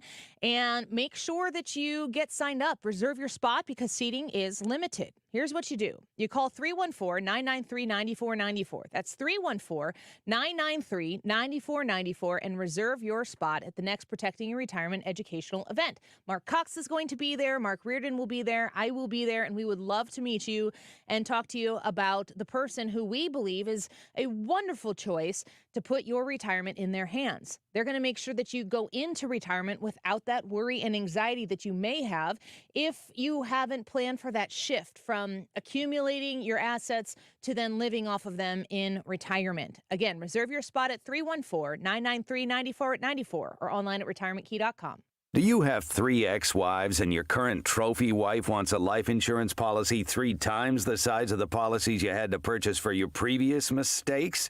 If so, you need to call Big Lou at Term Provider, 800-333-1750. Big Lou is intimately familiar with your problems, and if you're 50 or 60 years old and in reasonably good health, a $1 million policy should only cost about $100 to $200 per month. Big Lou may have a solution for your previous policies as well. You may even save enough money to lighten the load on your new $1 million policy. Remember, call Big Lou. He's like you, except he's only on number 2. Call Term Provider at 800-333-1750. That's 800-333-1750 for $1 million in term life insurance that you can live with. Call Big Lou at 800-333-1750. 800-333-1750. Mark Cox here. Join me next spring on a beautiful trip to Italy. This is going to be great. We're going to fly into Rome. We are going to get on a bus and travel south to the Abbey of Monte Cassino. Maybe Italy's best-kept secret. It looks like something out of a picture book. We'll visit Puglia. We'll go to Caserta. We're going to spend several days in Sorrento. You'll have an opportunity to visit the ruins in Pompeii, and then Positano, which is on the Amalfi Coast and absolutely one of the most beautiful places I've ever seen. I can tell you, my wife and I have been there, and we can't wait to go back. You can even take a high-speed jet foil over to the Isle of Capri, which has some tremendous historic Roman ruins on it that you can visit while you're there. $53.67 a person. That includes your airfare from the St. Louis area. Call them toll-free at 888-733-9494. That's 888-733-9494 or conservativetours.com. House, and we have the traditions that most families have. That's Terry talking about her experience with Rhino Shield ceramic coating. We did Rhino Shield 14 years ago, and the house still looks the same as the first day. Rhino Shield really worked with me to help me get just the right nice soft yellow, and it's 14 years later, and it's the same color. The main reason Terry called Rhino Shield is because it's backed by its 25-year transferable warranty. It just sounded wonderful that we could have the house coated with Rhino Shield and not have to worry about it again for 25 years. Take it from Terry. Give Rhino Shield a call now for a free evaluation. 877-25-RHINO. 877-25-RHINO. Or visit 877-25rhino.com. There have been neighbors that have come by and said, "Did you just have your house painted?" Because they wanted to know who the contractor was. And I said, "No, it's actually Rhino Shield." 877-25rhino.com. You're listening to the Annie Frey Show live from the Air Comfort Service Heating, Cooling, and Insulation Studio. Air Comfort Service is hiring licensed journeymen. Don't have a journeyman license? Air Comfort Service will help you get it. Get guaranteed hours year-round and more. Apply online at aircomfort.com. comfortservice.com. The Mark Reardon Show. State Senator Nick Schroer, current Congressman Blaine Lukemeyer, announcing he will not seek re-election. So are you thinking about this? Have you made a decision? Still something that, I'm thinking about, I'm praying about. It's got to be a decision that's going to help the people of the state of Missouri. Weekdays from 3 to 6.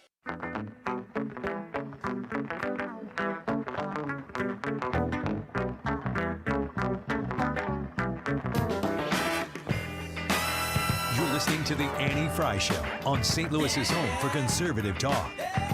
Follow Annie on Twitter at Annie Frey Show.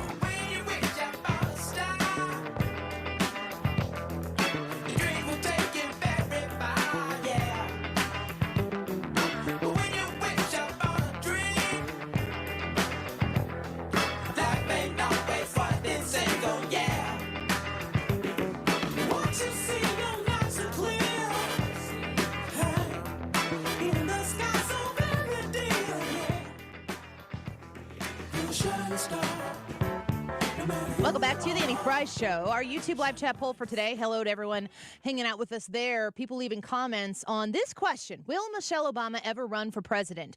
Yes in 2024. Yes, but not this year. Or no. Sheepdog says, never say never. I vote yes, but not this year. Dan said, I said no. She has too many skeletons in her closet. Amanda said, can I choose option 4? Lord, I hope not. No, that's not one of the options, Amanda, but thank you for the suggestion.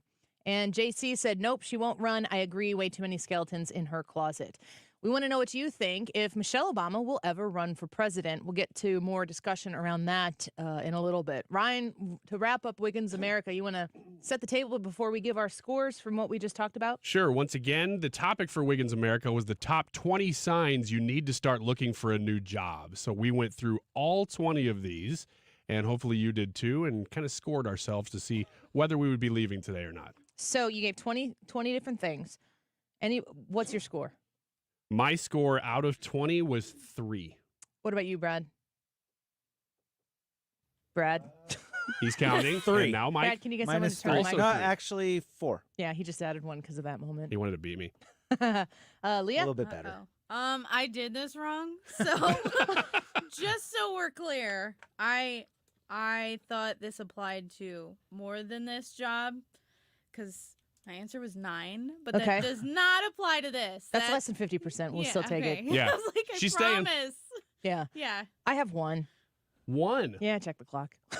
I check the clock. That's the only thing I do when I'm here. Basically, I stand and watch a clock tick for 3 hours by the second. Yes. Yes, we do that. But I don't really do it for the reason they're saying, so it might be 0. Well, but you are looking forward to 3 o'clock because then you will have accomplished a show. Yeah, I mean, I've finished. I don't know about accomplished. So, depends on the day. Yeah, the show's done. Yeah, the show is over. Why are you still here? Go home. There was a Gen Z TikToker who I saw on Twitter, which is where I see everything from TikTok, as the old people are apt to do. And she's coming at the conversation about people attacking Gen Z workers. She feels attacked. And there's part of me watching her sit in her car talking to the camera. She's got a Walmart badge on. I thought, take the Walmart badge off. Take it off. Or at least like cover up so you can't see what the logo is. I don't know if it matters. I don't know that Walmart cares. She's probably a really great worker. But she was being super defensive on behalf of Gen Z because of a lot of the conversation that exists about Gen Z's attitude towards work. And I was listening to her, not specific in detail, but when she was talking, I very much so remembered being a millennial of that age and feeling the same emotions that she was articulating. Like the idea that, listen, I'm just trying to do what I need to do here, and everybody is out judging the specific generation essentially for existing and not doing it the way they do it. You know what I'm saying? Do you remember, like, people don't harp on millennials as much anymore because I think it's because millennials are old enough now to do the harping. But it's definitely, there's a lot of Gen Z conversation right now because they're fully in the workforce. And there are times where I look at them and I go, yeah, they were really awful to millennials. That Gen Z was awful to millennials? Well, Gen Z is awful to millennials, but that's not what I'm talking about. When we were that age. Yeah. Oh. Let me go to Brad. Brad? Okay. Yeah, they were. Good job. I thought you were going to ask me the question again. But no, yeah, as a millennial, they were, the millennials are lazy. I mean, it's really recently that they started blaming Gen Z for everything. Up until about I think that's maybe because the they now includes millennials. Yeah, 2 years ago, maybe even 2 to 3 years ago, everything was millennials' fault, and we were like, it's not millennials at this point. These are Gen Z kids. Because they were talking about high school kids. Millennials became a synonym for just young people. Yeah. Or specifically young, lazy people. And Gen Z are kind of dealing with that right now. Like, you're saying that if you are this age, this is how you are and who you are. And we have people in our generation who are like this, but just by virtue of being Gen Z doesn't make that I am the thing that you're saying that I am. I think you kind of said this yesterday, that every generation at that age says, oh, woe is me. Oh, everything's so hard for me. The whole world's against me. The difference is But every generation that's older than them says that about them, too. Says it to them, but the difference now is that we allow it more than we ever have. We don't push perseverance. We don't push back. We don't tell them, get over it as much. I think it's good when we do that. And I mean, it's good to have grace. I'm not saying that, because when somebody's going through a hard time, the last thing you want to hear is, well, get over it. But if all you ever have is hard times, if all you ever have is hard times, and all you ever have is people telling you, oh, it's okay, and just sort of giving you benign encouragement that doesn't mean anything, nobody's there with you in the trench to say, you can do this. That's a different attitude. Well, I think the other side of that is the parenting styles, like the bulldozer and helicopter parenting and stuff like that. Kids haven't figured out how to deal with adversity. And so whenever the first major adversity that they face is that. I want to play this clip before we run out of time here so we can discuss what we're talking about in conjunction with this clip. So this is a Gen Z TikToker. She is working at Walmart. She's sitting in the parking lot of Walmart, I believe, in her car, and she's filming this video. And I think you're going to have a visceral, immediate reaction to it, but I want you to continue to actually listen to what she says throughout this whole thing. I cannot stand how the news has been dogging Gen Z and calling them lazy for not wanting to work a 9 to 5 for the rest of their lives. Let me put it in perspective for everybody who's a little confused here, okay? I work 5 days out of the week, 40 hours a week, okay? I do not make enough to live on my own. I would not make enough to pay rent, water, electric, and eat. All by myself. I would not be capable of doing that. 20 years ago when you were getting started, you could live on your own. 20 years ago when you first started, you were able to do everything that I am now struggling to do. Let me add another perspective here. You've been working for 20 years. You have 20 years of working experience behind your belt. You have 20 years of experience in a career that has allowed you to gain raises, to get more money, to profit you in an economy that you created. So she goes on. So she's talking about how she's working 40 hours a week. So, I mean, obviously she's upset here. But she says she does work 40 hours a week. And one of her biggest complaint here is that working 40 hours a week does not afford her the income to purchase the things she needs to sustain an independent lifestyle. Here's the rest of it. You can sit here and you can call Gen Z lazy all you want, but I've been working my tail end off just to barely make it by. And respectfully, I don't want to do that for the rest of my life. I don't want to work my tail end off, wasting all of my life working just to barely be able to pay my bills. And that is what you created, not Gen Z. We're just here getting started. You've been doing it for the last 20 years. You tell me how it got ruined. We can sit here and we can call Gen Z lazy all you want, but you let the economy turn into what it did. You let it all run to hell. And now it's Gen Z's fault because we don't want to work to fix your mistakes. I don't disagree with her. I mean, it's abrasive. The obvious visceral reaction, like I said, is like, whoa, girl, calm down. You're going to have to work hard to get where you want to get. But what she's ultimately pointing out here is something that I wish that politicians on the Republican side of the aisle would tap into. The idea that if you keep elevating the minimum wage, but the cost of everything goes sky high, it doesn't matter. You don't get to stump on campaign stages behind podiums and brag about what you've done for people when the rest of the economy has caused everything to be sky high and unaffordable. Now, I would also say to her that when I was her age, I was working 3 jobs, going to school, living with 2 other roommates in a 2-bedroom apartment. So they shared the bigger room and I had the other room myself. It was a tiny little apartment.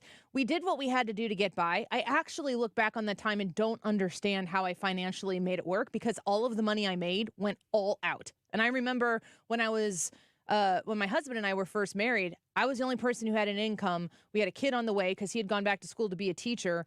And I don't even know how we fed ourselves when we were still living in our home. My in-laws took us in for a while Jared finished school. We wouldn't have been able to do it without that extra help. But what she's saying there is that she is working her tail off. She is not being lazy. She's not one of those people who just wants gimme, gimme, gimme. She's working her tail off, and she's realizing it's not enough. And then she says, you guys made this economy. Well, I assume that she's of at least 18 years of age. Like, you get to now enter the workforce to understand a little bit about economics. And if you are putting some of your skin in the game, which it sounds like she is, because she's a working American citizen, you have to understand we have to get this individual, we have to translate what she's experiencing right now as a consequence of policy that exists in our American government. I don't know if that's the way you guys took it, but when I was listening to it, I wanted to be like, oh gosh, this again. And the more I listened to it, I thought there's really something here that I think people should pay closer attention to. That's exactly my reaction, is because of the way, and of course, if it comes from TikTok and it's Gen Z, I'm already going, all right, what are you complaining about? But when you hear her argument and you know if she's telling the truth that she is working 40 hours a week, I'm going to highlight a comment here on the YouTube live chat. Dan says, blame everyone else. Now, if he's talking about her, I don't know if that he is, but if he's talking about the girl in this clip, blaming everybody else, I got to say, I kind of agree with the girl in the clip. She's blaming everybody else for creating a bad working environment. She's blaming our generation and generations above for voting for bad fiscal policy that has devalued our currency so much for so long that now they're dealing with it. I mean, we're all dealing with it in a sense. But she rightly is diagnosing that is a major problem. Well, she's dealing with it, and it's hitting her hardest because she has less resources to which to deal with it. The comment about I'm working my tail off and I'm barely making ends meet, yes, like Annie was pointing out, that is the struggle for everybody that's just getting started. That's just the nature of it. But then on top of that, like Ryan was saying, you've got bad economic policy. And this is something that I've been trying to harp on that isn't helping the low-income people. It's actually hitting them harder. My wife and I are decent. We make a decent living. We have decent income. But we've had to cut back on a lot of things so that we can make ends meet.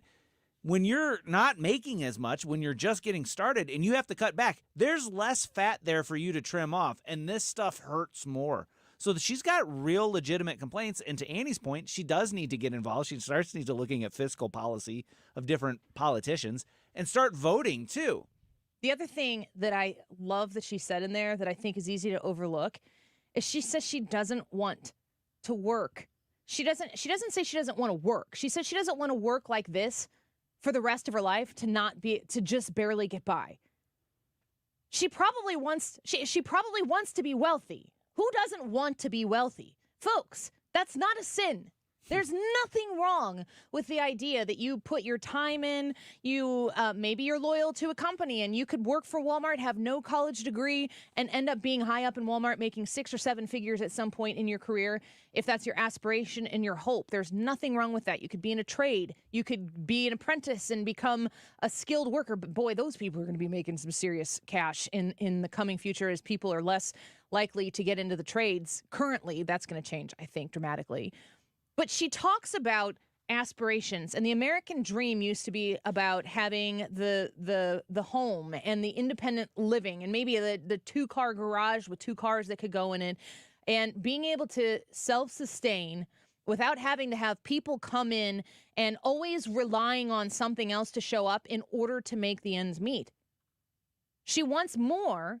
That is an American attribute that should be celebrated. And she needs to be told that if you continue, not her, but if one continues to support the country in the direction that Joe Biden and Barack Obama want to take it, they want to take from people who have to provide not for the people who have not, to provide for the government to provide for the people who have not. The money comes in and it doesn't go to the people who don't have. The money comes in and it goes to government. The money comes out of your pocket. If you get to the point after working, I don't know, maybe she's a cashier at Walmart. Pretty soon she becomes a manager, and then she becomes a supervisor, and then maybe she has her own store. I know people personally who manage Walmarts and Walgreens and these Kohl's and Home Depot. They manage these stores. They do very well for themselves. Once you get to the point where you're making that sort of maybe salaried career money, and you realize this money's coming out of my paycheck, it's not going to help the person who's the cashier. It's going to make government bigger. It's going to pay for a program that somebody's going to campaign on so that they can get elected, so they can say they did this. It doesn't go to the people like you, because obviously if it did, you'd have it right now. There are a whole host of people right now who are not buying the big lie of Bidenomics, which if I talk to you, which I will when I come back, the Biden bingo, I just said like 3 things that he says in his speeches that you'd be very close to a bingo. Very close. Very close. Very close! Yelling is one of them. Clenching your fists. Not a joke. Not a joke. I should do a whole segment in Bidenisms. Do it. Man. We got one more in this hour. We need to understand that there is a discontent that exists in young people right now. Are you going to get the majority of young Gen Zers to swing over and vote for Donald Trump in 2024? You're probably not. But it's like when they talk about the black vote or the Latino vote. You don't need to have the majority. If somehow or another Donald Trump were able to get 20% of the black vote, or if Republicans were able to get 20% of the black vote, the Democrats are in a huge heap of trouble. But you have to communicate to these things. You have to go into the communities that you think are lost causes, and that might be the young people. That might be impoverished communities that are black, that impoverished communities that are white, impoverished communities that are Latino, and you have to speak to the people. You have to sit and be willing to listen to this TikToker and hear what she's actually saying and not just shrug her off as another lazy, whiny Gen Zer, because she actually makes some decent points here. I don't know if that's how everybody heard that, but that's how I heard it. I thought it was worth discussing. Yeah, I do too. And I think that there are a lot of those people. People in the chat are asking, well, how does she vote? I don't know. I don't know how she votes. I know that she's prime pickings for somebody to... We don't know that she votes. That's true too. You don't know how she votes or if she votes, but she sounds like she's got some things starting to be figured out that older people have said probably for a long time to say, hey, this is the way things work. Oh, you're experiencing it now? Yeah, welcome to reality. Where your political philosophy starts shifting from just being in your heart to maybe coming through your head. And if you're doing it right, you incorporate both of them. Let us know what you think in the comments, and also vote YouTube live chat poll. Will Michelle Obama ever run for president? We want to know what you think. We'll be back in just a minute. You're listening to The Annie Frey Show. Find the podcast, on-demand audio, and more at 971talk.com/Annie.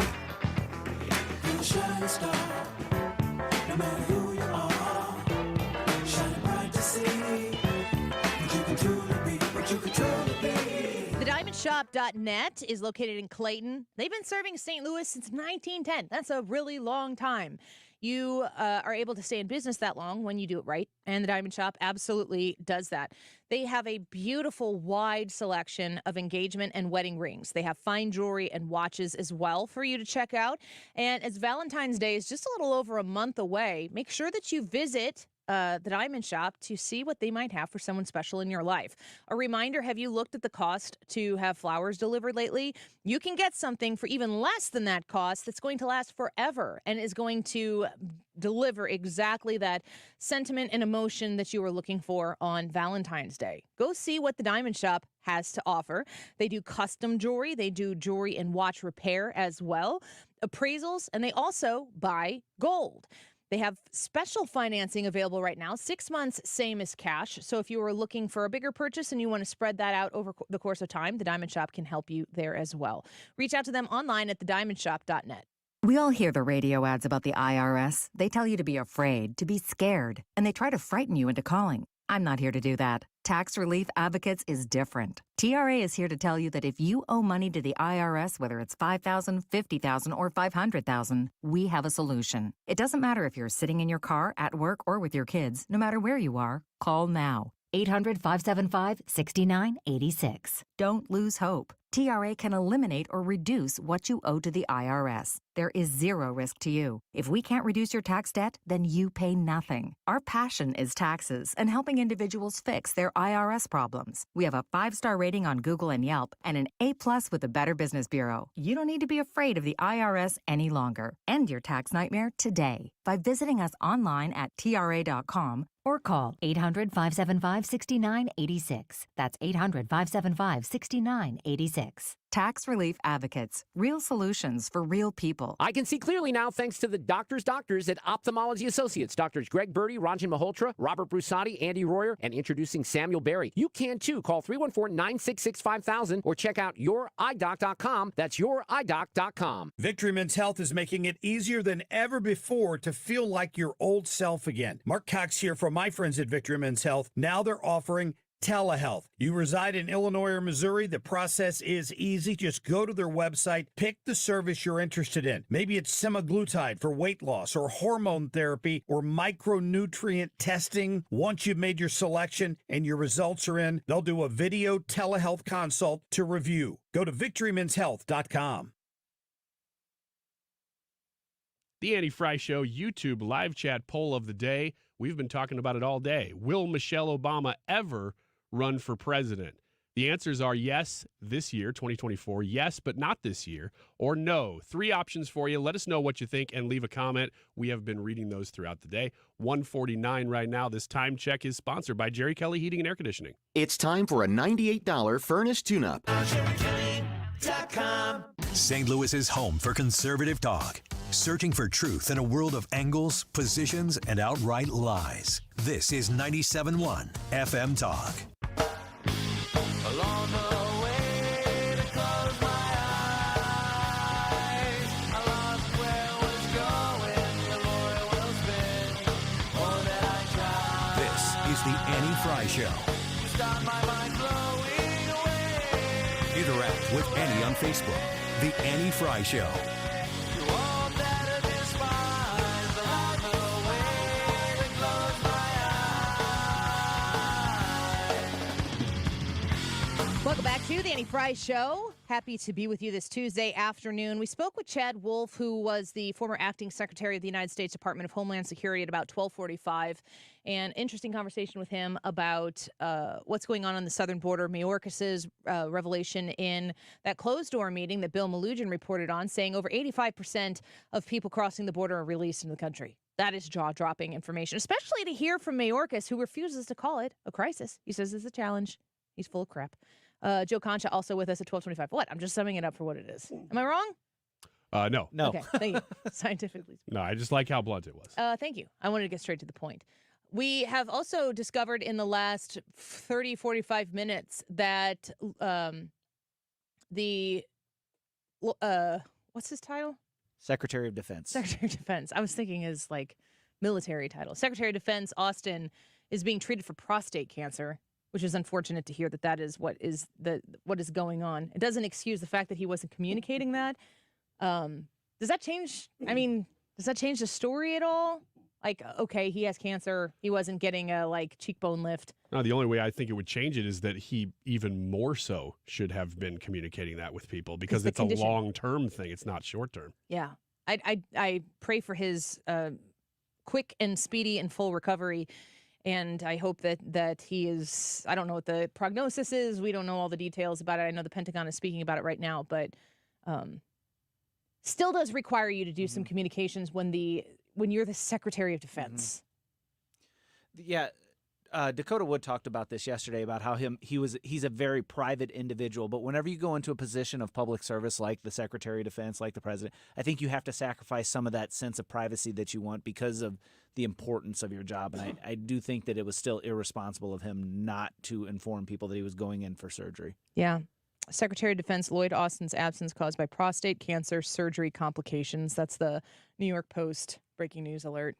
Did you guys see the Alaska Airlines story? Oh, yeah. I needed to be erased for my It's not comfortable. comprehension. No, It's not comfortable that they continue to find weak bolts. Well, the thing about it that blew my mind was allegedly. Blew your You see what you did. If you were there. on the plane, it would have blown your mind. Yeah, and your hair, too.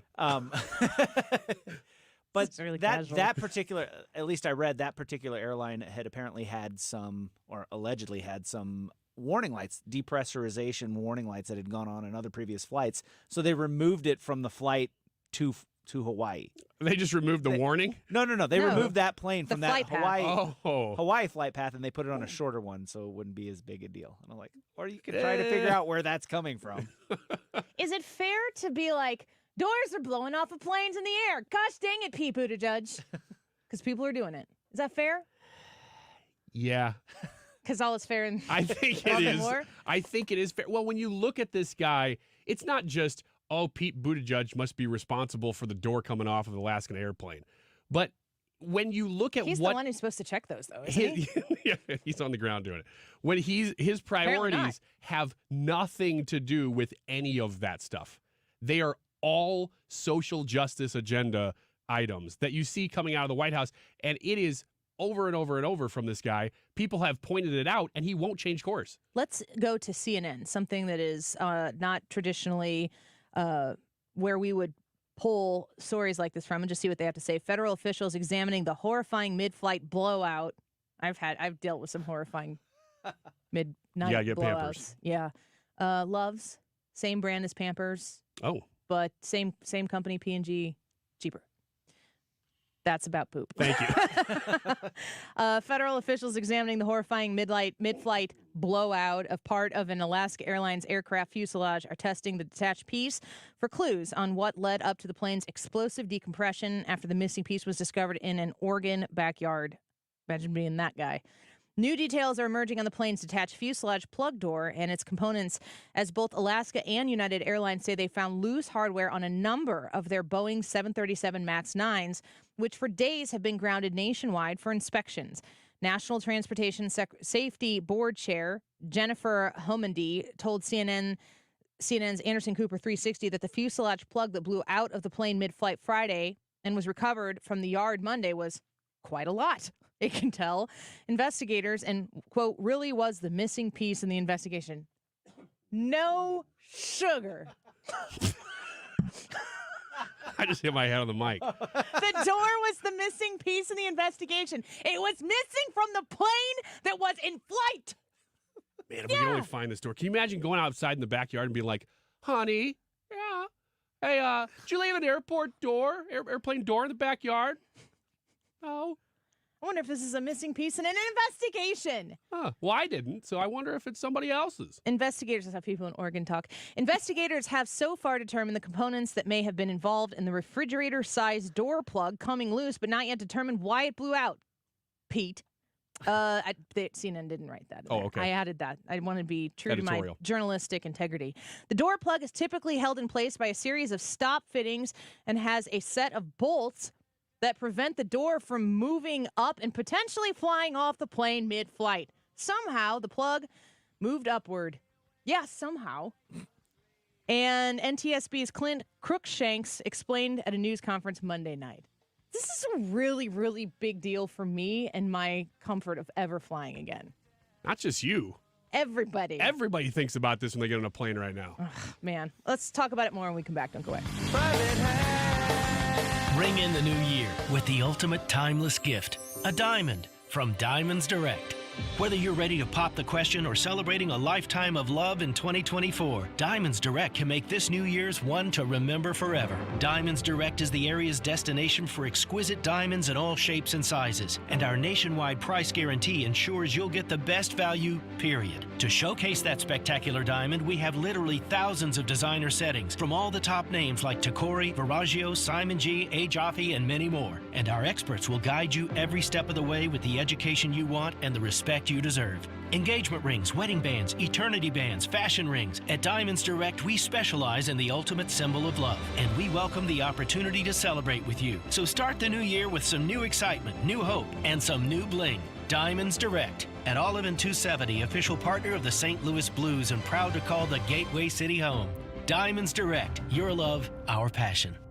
Mark Cox here. Join me, Mark Reardon, and Annie Frey, along with Thomas Helbig and Bob Kershaw of the Retirement Advisory Group for the next Protecting Your Retirement educational event. It's Tuesday, January 30th at the Frontenac Hilton at 6:30. Seats are limited, so go online at retirementkey.com. Here's Thomas with more. Are you nearing retirement or already retired and wondering what to do with your life savings? Do you worry about losing your nest egg with the volatility of the stock market? Would you like to know why linking to the market is smarter and safer than owning the market? Did you know if you're 59 and a half or older, you can roll over your company retirement plan tax-free to protect your nest egg from any losses and provide more income than most investment options?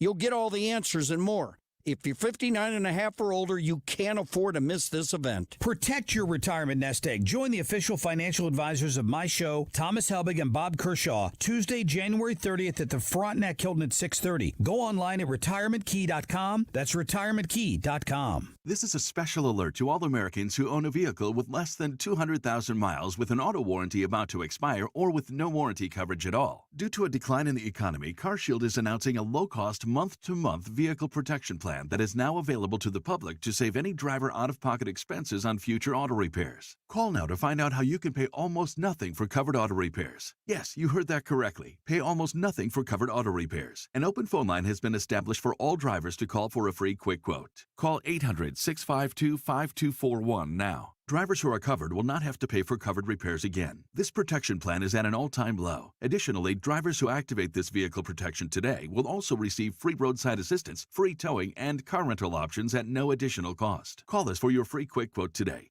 800-652-5241. That's 800-652-5241. What do you have to lose? Call 800-652-5241. Again, 800-652-5241. KFTK FM Florissant. From the Under Law Injury Lawyers, GetJim.com studio. 97.1 FM Talk. Always live on the free Odyssey app. This is a Fox News alert. The U.S. Defense Chief has prostate cancer. I'm Lisa Brady. The Pentagon just confirming cancer treatment is the elective procedure that Secretary Lloyd Austin had last month. Secretary Austin recovered uneventfully from his surgery and returned home the next morning. His prostate cancer was detected early, and his prognosis is excellent. Pentagon spokesman Major General Pat Ryder reading a statement from doctors at Walter Reed who say post-surgical complications, including a urinary tract infection, are what sent him back to the hospital on New Year's Day, more than a week after the surgery. It was several more days before the president was notified. The department recognizes the understandable concerns expressed by the public, Congress, and the news media in terms of notification timelines and DoD transparency. A policy review is underway now. Meantime, the White House Chief of Staff ordering cabinet members to notify his office if they ever can't perform their duties. Secretary Austin has resumed his duties, though he remains hospitalized for now. A federal appeals court considers Trump immunity claims in an election interference case. A three-judge panel on the D.C. Circuit Court of Appeals considered limits to immunity for presidents engaged in official acts of the office. Could a president order SEAL Team 6 to assassinate a political rival? That's an official act in order to seal Team 6. Judge Florence Pan asking that to former President Trump's attorney, John Sauer. He would have to be and would speedily be, impeached and convicted before the criminal prosecution. Former President Trump watched the arguments in court, saying afterwards, "A president has to have immunity.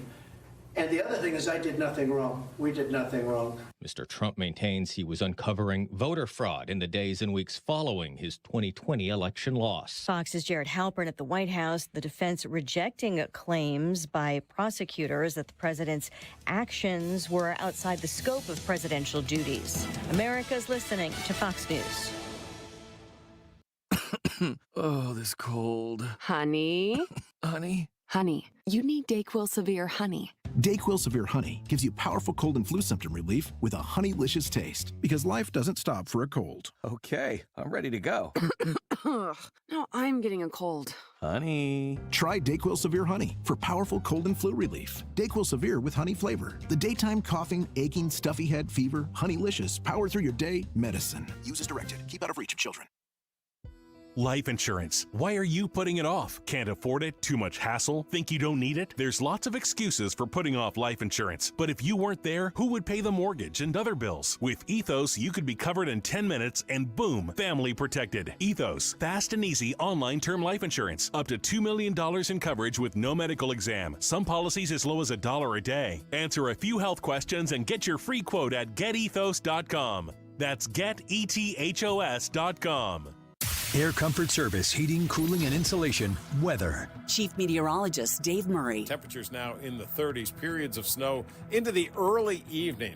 1, maybe 2 inches, very windy and getting colder. 25 for the low. Rattling windows overnight with that wind. Wednesday, quiet, partly to mostly sunny 42. Thursday, partly sunny 45. A mix of rain, sleet, and snow, and some accumulation possible on Friday. This is 97.1 FM Talk. Chief Meteorologist Dave Murray. If you're hiring, it can feel like you're trying to find a needle in a haystack. You can hope the right person comes along, or you can just use ZipRecruiter. And now you can try it for free at ZipRecruiter.com/radio. In fact, ZipRecruiter has helped a lot of business owners find their needle in a haystack, like Marco, president of operations at Telly Tires and Auto Centers. Because Telly Tires has grown a lot in the last few years, Marco needed to hire everyone from a receptionist to a store manager to a head mechanic.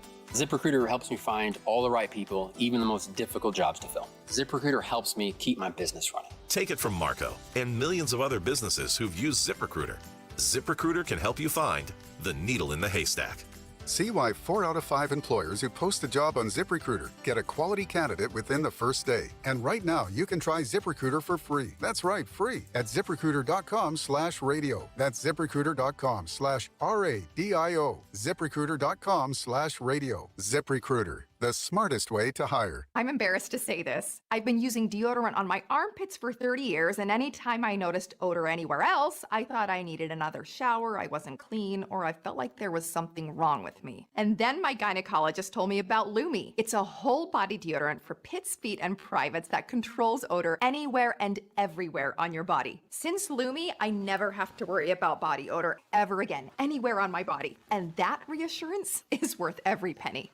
There's a special offer for listeners. Use code PENNY and get an extra $5 off a Lumi starter pack that comes with a solid stick, cream tube, free product of your choice, and ships free with code PENNY. LUME deodorant.com, code PENNY for an extra $5 off a Lumi starter pack. Love it or return it for free. That's LUME deodorant.com, code PENNY. LUME deodorant.com, code PENNY. That's LUME deodorant.com, code PENNY. AMCO presents Bet You Didn't Know. Bet you didn't know that your car's transmission is made up of 800 pieces. Also, bet you didn't know that AMCO's fixed over 40 million transmissions, and that AMCO offers a nationwide warranty. AMCO offers easy payment plan options for most any credit situation, so you can fix it fast and pay it off slow at AMCO. That's AMCO, AA, MCO. When you're trying to find quality candidates, all the searching, screening, and interviewing can become a job itself. You need Indeed, the all-in-one platform that makes it easy to interview, screen, and hire quality people. Visit Indeed.com/credit. With over 25 years of experience, Mr. Appliance can fix almost any appliance you have, extending its life, saving you time and money. Call Mr. Appliance today to schedule an appointment. Services performed by independently owned and operated franchises and may vary by location. What's happening now is happening here, and we're talking about it. On St. Louis's home for conservative talk, 97.1 FM Talk. The Annie Frey Show YouTube live chat poll of the day is sponsored by Ruler Foods. Low prices, no coupons. Ruler Foods. That is exactly what I needed to hear. Thank God someone here knows what they're talking about. That's us. That's right. Gotta love this American ride. All right, you need to take the time and get the full picture.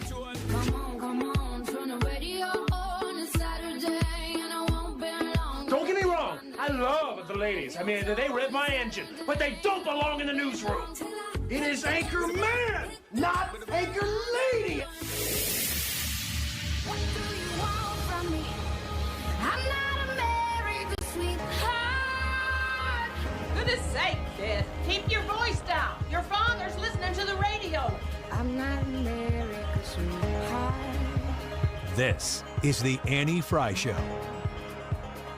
Welcome back to the Annie Frey Show, 2:07 on a Tuesday, blustery afternoon. I think we have a winter weather advisory now. I think it's happened. I saw that the first counties on the west side of Illinois is as far as it went at this point, the last time I checked. But okay.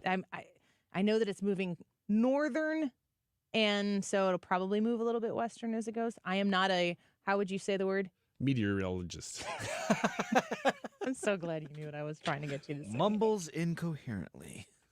Wouldn't it be bad if you couldn't pronounce the name of the job that you did? Yeah.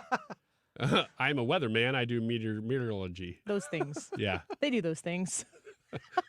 I predict what's coming for you. Just be safe. Keep your eyes out on the weather and timing on the roads if you can beat it. I encourage you to do so. And make sure you turn 97.1 on your radio on your way home. Keep it here. We've got you covered till 3. Mark Reardon coming in at 3 o'clock as well. Just a little annoyance of mine. Do you think it's necessary for the media to cover the story about the defense secretary and call him, is it SecDef or DefSec? SecDef. Oh, I haven't seen that. You haven't seen it? Have you heard them? They're saying it. Oh, really? So it's not just in the Chiron. We are not in the club that gets to use that. No. SecDef. I don't know. Secretary of Defense. Just say it. I understand when you have a lot of people with a lot of titles and you're trying to communicate in a fast way that things get abbreviated. And I understand how if you were in the shop, you get to talk the shop. But I don't feel as though if I'm on here talking about the Secretary of Defense, Lloyd Austin, that I feel like if I say SecDef or DefSec, first I should figure out which way it actually is.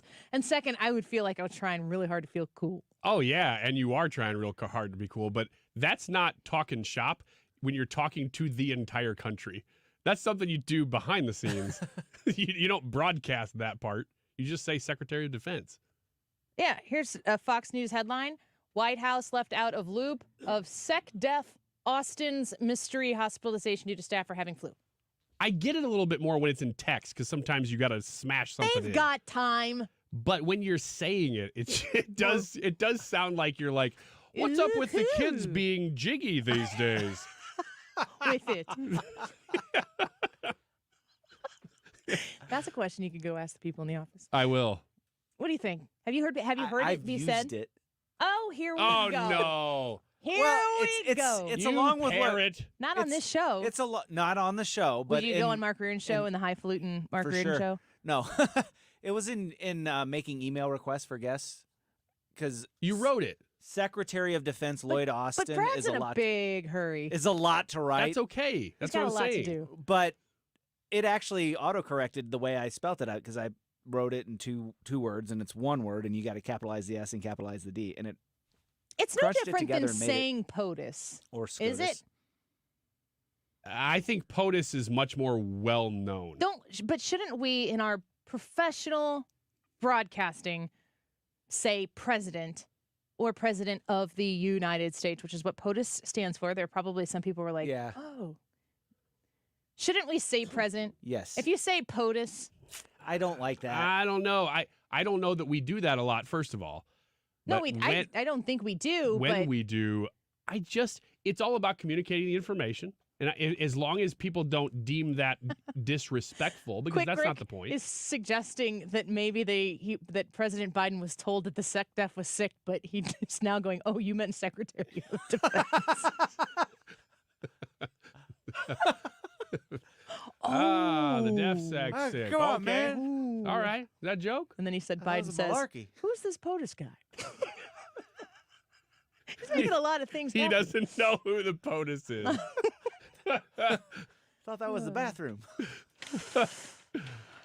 I thought that was right next to the SCOTUS. You're going to hear it now. And the FLOTUS. SecDef. Yeah, you are. What would your abbreviation be? RWA. RWA. Wah. RWA. No. Nobody's ever said wah when I send my Wiggins America abbreviation over. Not when you're in the room. That's true. At least they have that kind of respect for You're me. actually the opposite of a whiner. What am I?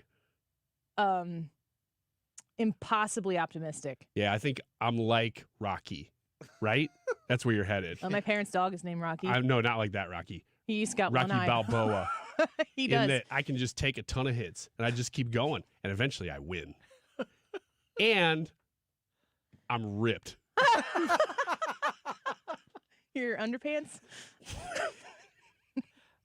No, that's super disrespectful, but I'll take it because I take here's punches. a question, since we're talking about words in this segment. What do you call underpants? Underwear. Underwear, because Or I don't think boxers. people say underpants. Nobody says underpants or panties. Old ladies do. That's the worst word in the English language. I hate it. No, I say underwear. If I say anything, I would say one of three things: underwear, boxers or boxer briefs, But that's or just commando. Say one of those. I have no follow-up questions. Okay. We should go to break. Let's go to break. Wow, we're way early though. Do you say underwear, Brad? I'll say underwear or underoos. Yeah. Do you remember Dunkaroos? Not that this is part of this conversation at all, but That's it a just made me different think of thing. Dunkaroos. That's a different thing. Yeah. That's a snack. Those were a lot of fun when you were a kid. That's my point. Underoos? Dunkaroos, not underoos. Remember when did you ever have those kind of underwear that were full body? No. That had the Excuse me? flap in the back? No. I think I had one pair of those when I was a kid. Did you use the flap? Yeah, it was fun. Yeah. It was great. It was great. They were like a novelty What's underwear stopping set. you from doing that now? If you're so interested in the convenience. The same thing that's stopping me from getting a set of Heelys. It's just access? Yes, there's not as many of them, and I don't know that people would look on it with anything but disdain. When do you care about Let's that? just say I get you a full-size pair of what I would have thought was pajamas with the flap. Is that really underwear? I think if they have the flap, they're the Is it- underwear. is It's it- like the old 1930s cartoon underwear. It has to be a onesie, though, right? Yeah. Yeah, it has to be a onesie. There's no point And they in a have to be flap red. if they're just pants. And the flap in the back has to have 2 white buttons on it. If I get you those Yes? and some Heelys, will you wear them for a day here? Only to pajama day. No. And you don't have it'll a pajama day yeah, here. like at church or something. Oh, it's pajama day or whatever. I'll wear those Doesn't to count. church, and Doesn't it'll count. be very uncomfortable because those things are form-fitting. I don't go to your church, so I won't be able to enjoy the spectacle. Don't worry. People will take photos and video. It'll be everywhere. I'm not buying them for you if you wear them to church. That's Just imagine weird. Ryan going down the aisle taking up the offering. As long as I can wear clothes over it. Because if No, I you wear can wear them under it. No, you can see everything in those things. I'll get I an can't extra wear them size to work. bigger. I'll get legitimately fired for wearing those to work. Yeah, Bobo Farms, I agree, says those are pajamas, not underwear. No, watch old cartoons and you'll see that's what people were wearing, not only to bed, but to the bathroom and all kinds of stuff. And if it was a swimming suit, it was red and white striped. Kathy says it's called long johns. I don't think we're talking about long johns. Long johns is like, it's long underwear. Long underwear, what I think of when I think of long underwear, I think about the first layer you put on when you go sledding, because that's the only time I would wear. Or like I have some heat gear, which is what I would wear if I were going outside in the cold to exercise. Just take a minute to laugh at that. But you're talking about a one piece of are you supposed to sleep in and it? I wonder if it was just, Scrooge McDuck wearing these things, and that's what people at the turn of the century wore. Who are ducks? No, not where I was headed. I wonder if that's what they wore just to bed as underwear, but it was really their pajamas. And they're kind of one and the same, if that's true. It'd be tough to find those today. It's possible they had on underpants under those things, and they wouldn't have talked about it. The other thing is that if I ever get really poor, I want people to know it, and I want to wear a barrel with straps on it. What? I want to walk around being like, man, I'm so poor, I got to wear this old barrel. Nobody does that. But I would because Plus- I want people to know. Barrels are expensive. Have you ever thought about that? Well, I get a used one, probably from somebody's yard. Because I'm so poor, I got to steal. And then also, if I was going to keep stealing, I'd wear black and white striped things so that people would know that guy looks like a crook. Carry around a big bag with a $sign on it. Yes. Where do I go next? I don't. I was hoping to drag this out just long enough Well, that you you got could 3 just minutes. break right there. You got 3 minutes. I don't know. There's other cartoon things that I would like to do, but I can't think of them at this moment. If I were going to kill birds, I would not do so with a gun. I would do it with dynamite, especially if they were road-bound birds. Trying to think of some other things. I think you stop. If I ever have mice in my house, I will extract those mice unless they have perfectly round oval holes in my wall, and then I'll leave them. It's like someone cut that for them. With a Yes. little door. Yes, with a little door. If they have a little door, you can stay, little mouse. Yeah, RSG says time for a brief break. I agree. I do too. Play the music, Brad. There we go. We'll recalibrate here on the break and come back with something useful. Maybe. Ryan, you want to take a walk? I do. Get this energy out. Yeah. You need an oatmeal cream pie? I want to take a long walk off of a plank and then see how long in the air I stay in the I air. thought you were going to say a short pier. Hold up a sign that says yipe. Yeah. We'll be back probably in just a minute. Don't go away. The Annie Frey Show is streaming online. Watch us live on YouTube and subscribe.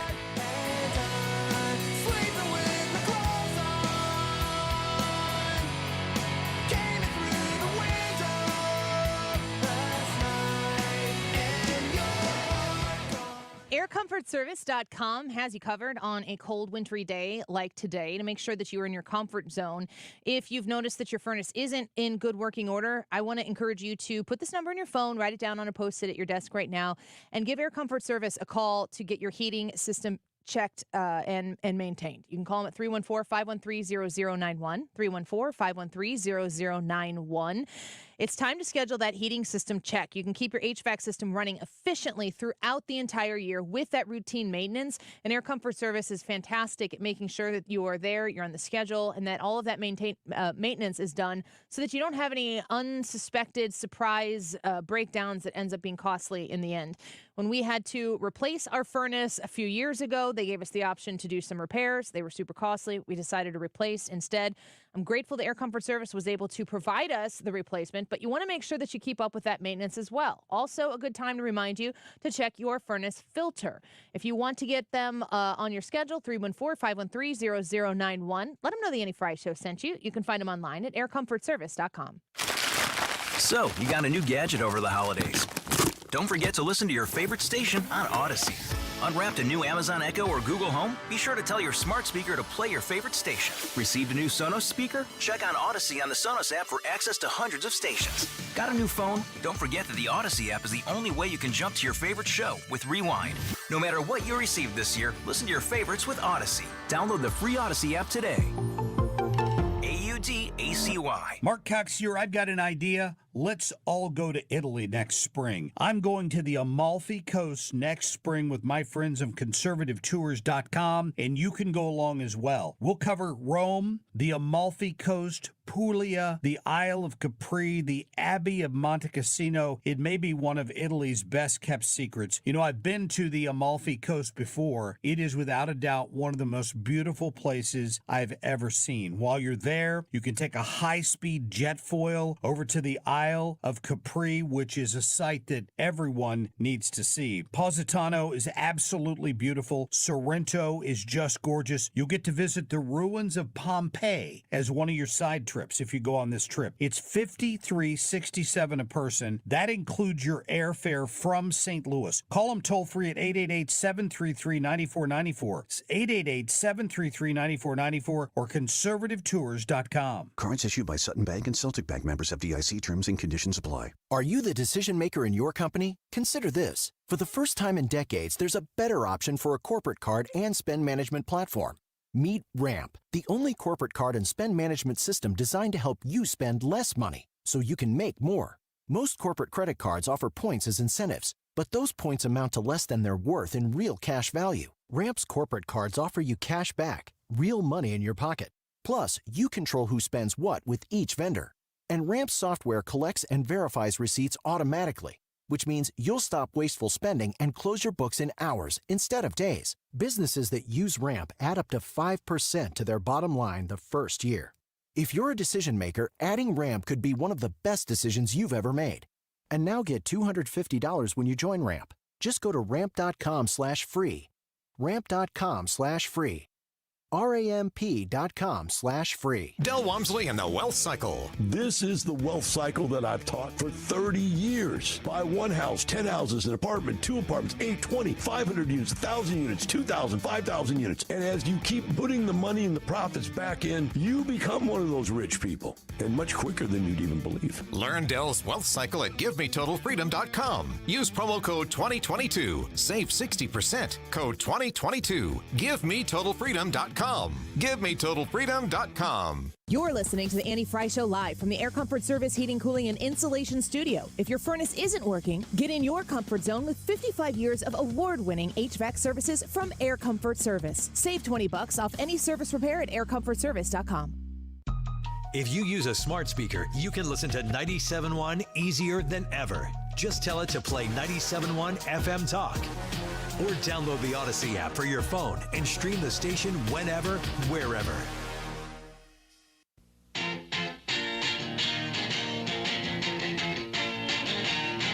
You're listening to The Annie Frey Show on St. Louis's home for conservative talk. Follow Annie on Instagram at The Annie Frey Show.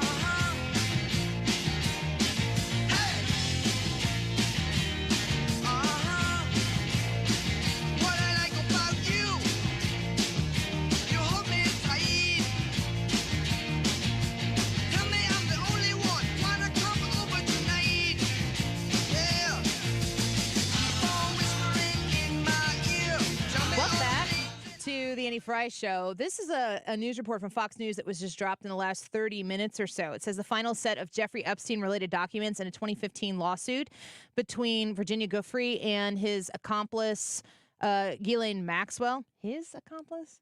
I guess that's just implying Jeffrey Epstein. Epstein, yeah. Revealed the plaintiff had accused Bill Richardson, that's the New Mexico governor, correct? Right.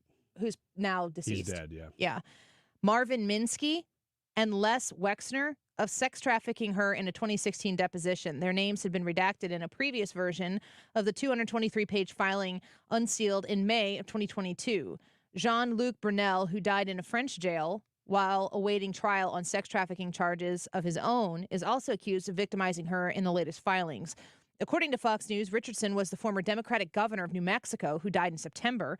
Minsky was a leading computer scientist at the Massachusetts Institute of Technology, MIT, who died in 2016. Wexner is the founder of Limited Brands and former Victoria's Secret CEO. The Wexner Foundation did not immediately respond to a call seeking comment. Giuffre also said she was sex trafficked to a, quote, well-known prime minister, whose name was not mentioned, and accused Alan Dershowitz, a prominent criminal defense attorney who has repeatedly denied any wrongdoing. Giuffre and Dershowitz had previously sued one another and then agreed to drop their cases as she publicly said she, quote, made a mistake in identifying Mr. Dershowitz. The final unsealing included nearly 1,500 pages of documents, including the, quote, highly confidential deposition of Epstein accuser Sarah Ransom, R-E-N-S-O-M-E, in 2017, and depositions of Maxwell and Giuffre.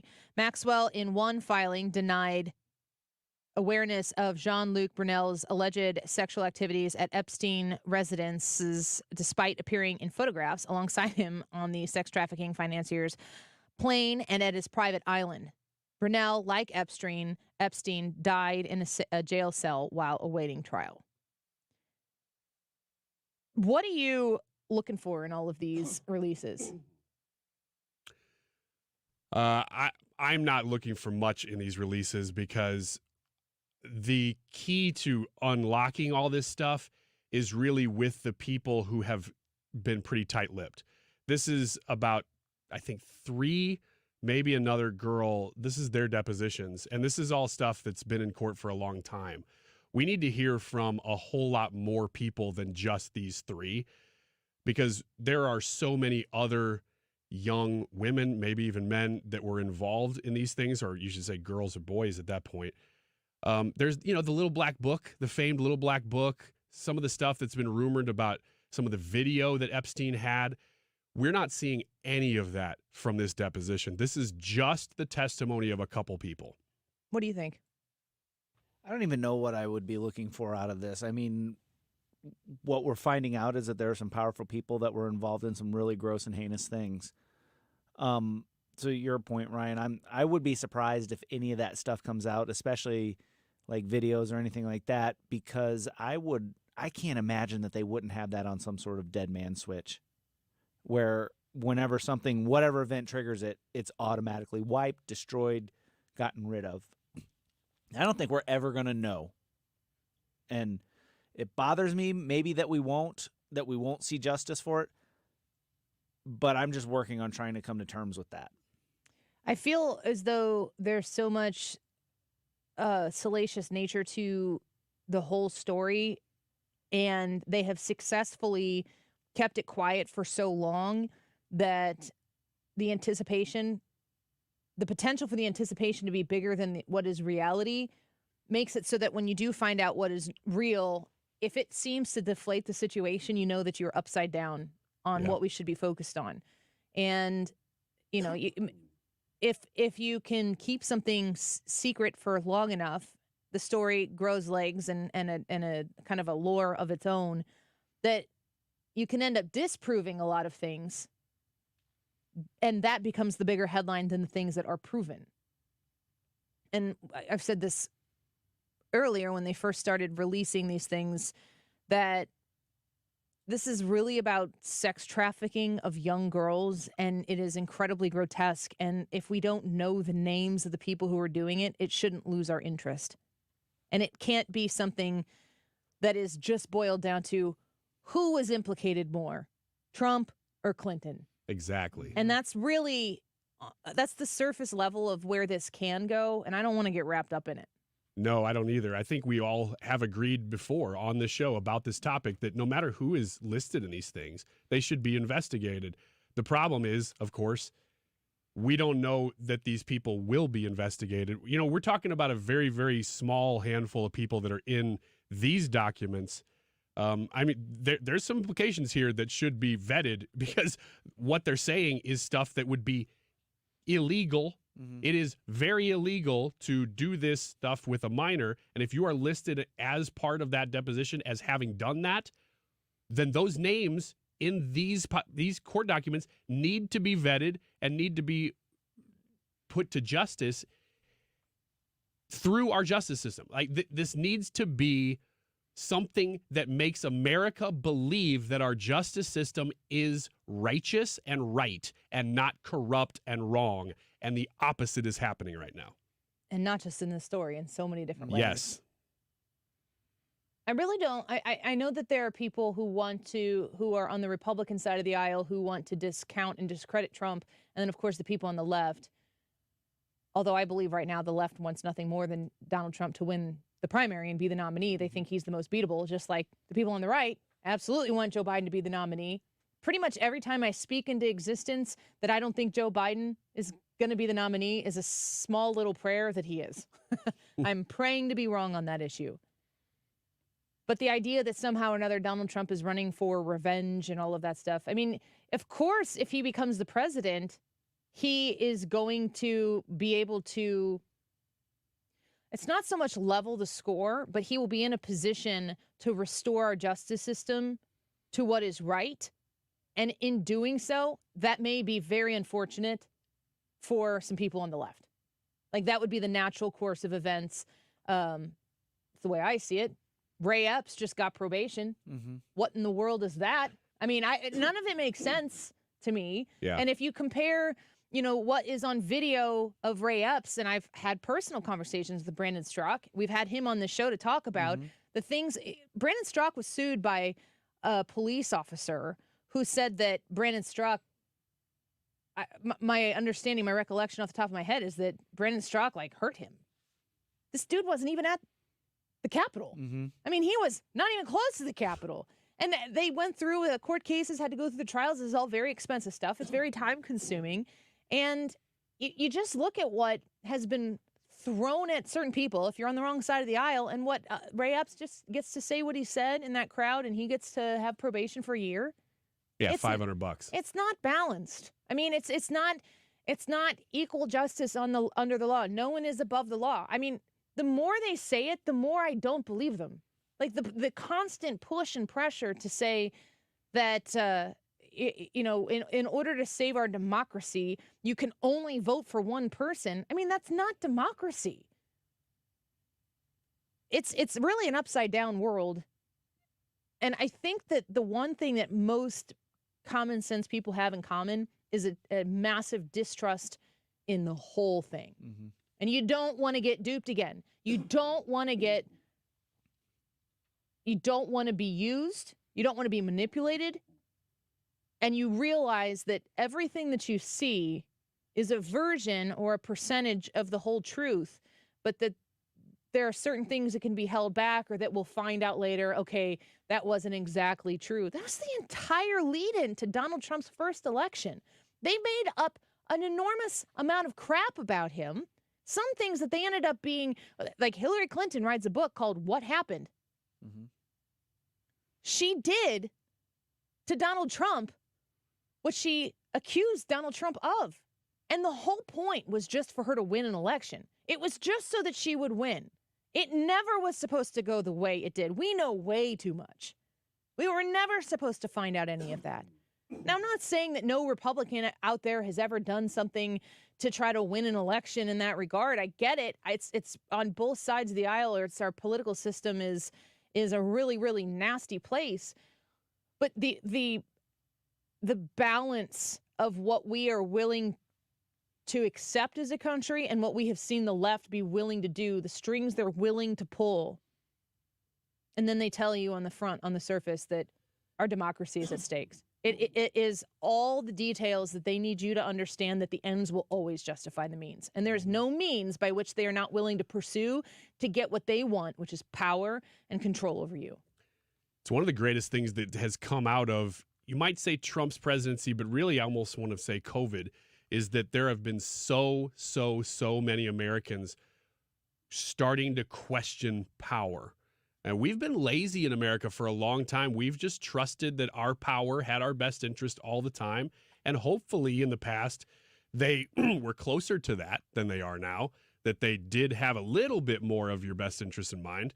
But now it's good. I mean, it's unfortunate that we have to do this, but it's good that people do look at power with a little bit of a squint, and they go, I don't know. I don't know whether what you're telling me is true or if it's what you want me to hear. And the way the media is spun and the way every system we have is now working toward common goals that Americans never really, unless you were paying really close attention, you never really asked those questions before, but now you do. Yeah, and when the founders were setting up the country, I think that's kind of how they set it up. They weren't ever setting up the country to be like, just trust us 100%, blah, blah, blah, it'll be fine. No, there's checks and balances. There's this, there's that. You know, Congress controls the purse strings. The president is the executive. There's a judicial branch that can check them. There's all sorts of different stopgaps, and they even put in like the Convention of States to check it if stuff gets out of control. There's all sorts of different things because they didn't trust power. They kept the military intentionally small for the first good 100 years of this country because they didn't trust the military not to stage a coup and take over the country. You're supposed to have a healthy skepticism of your government because power corrupts, and absolute power corrupts absolutely. Well, I really look deep into these elections that we're about to have actual facts on. Monday, Iowa caucus, we're going to have results. It's not just going to be polls.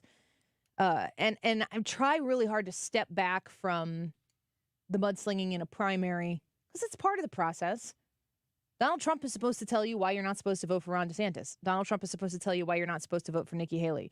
The two men are supposed to tell you why not to vote for Nikki Haley, and Nikki Haley is supposed to tell you why not to vote for Ron DeSantis, why she's the better governor of the two. So I understand all of that.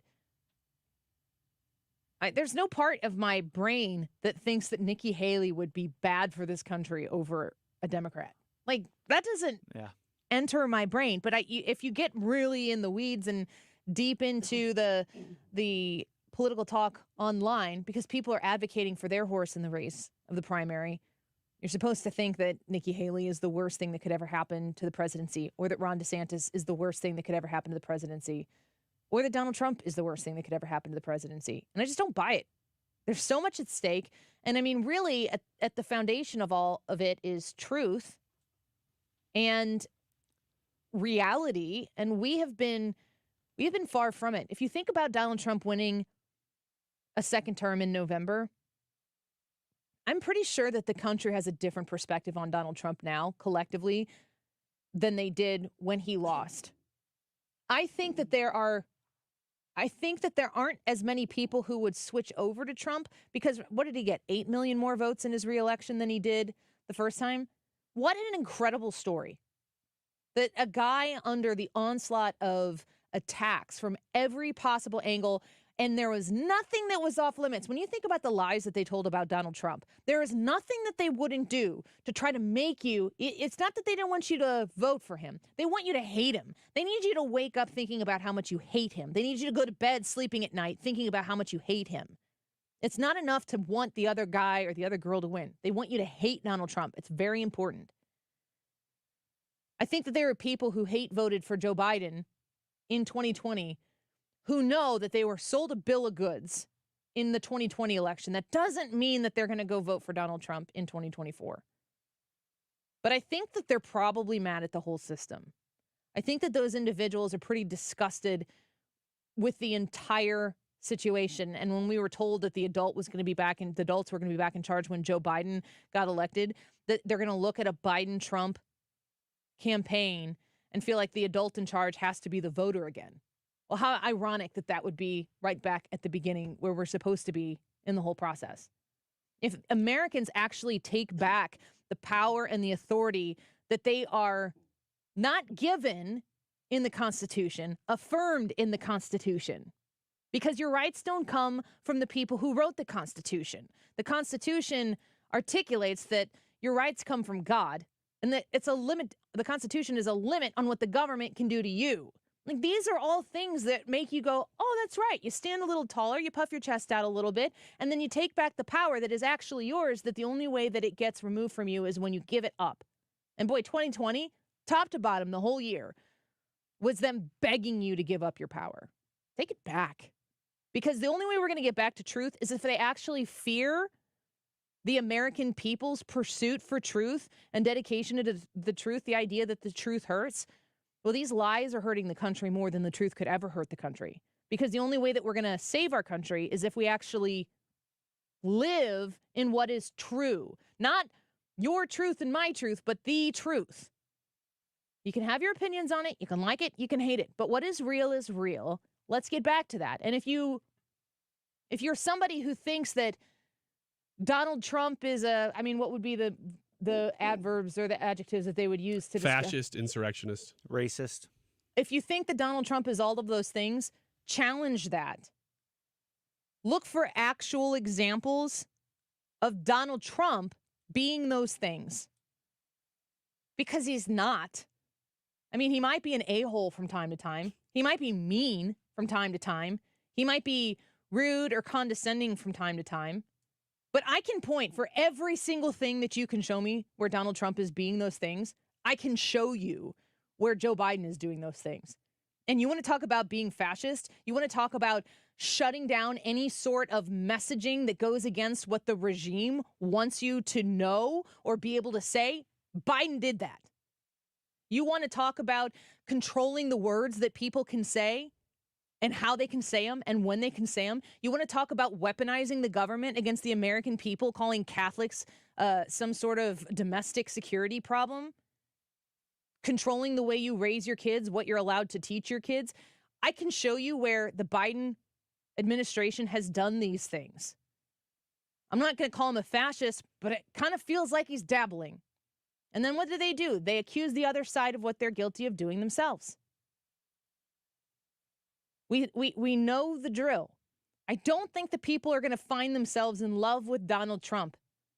I don't think people are going to find themselves fawning over Donald Trump in a way that they hadn't before. But I challenge you to look at the man, the policies that he stands for, and compare that to the lies that have been told about him since he came on the scene as a Republican, because those same people adored every single thing about him that they tell you you're supposed to hate when he called himself a Democrat. They didn't care. When he became a Republican, it's the worst thing he could have done to those people. I don't feel as though the media is going to have the power over the people in 2024 throughout this year that they did in 2020 and 2016. I think people are pretty sick of the whole thing on both sides. Yeah, I don't either, and I'm encouraged by that. Yeah. I don't know how it turns out, but I like the skepticism. Challenge everything. That's what journalism is supposed to do. But if they're not going to do it, we've got to do it. Let's take a quick break. The YouTube live chat poll. We haven't answered this collectively yet, have we? You haven't yet, have you, Ryan? I have not. On the air? Will Michelle Obama ever run for president? What do you think? You go on the Annie Frey YouTube channel. We're broadcasting live there, as we are on 97.1 FM Talk and the Odyssey app today, as we do each and every day. In the live chat portion of the live broadcast, you can tell us she's going to run yes in 2024, yes, but not this year, or no, not at all. We'll read some of your comments and get Ryan's thoughts on it when we come back.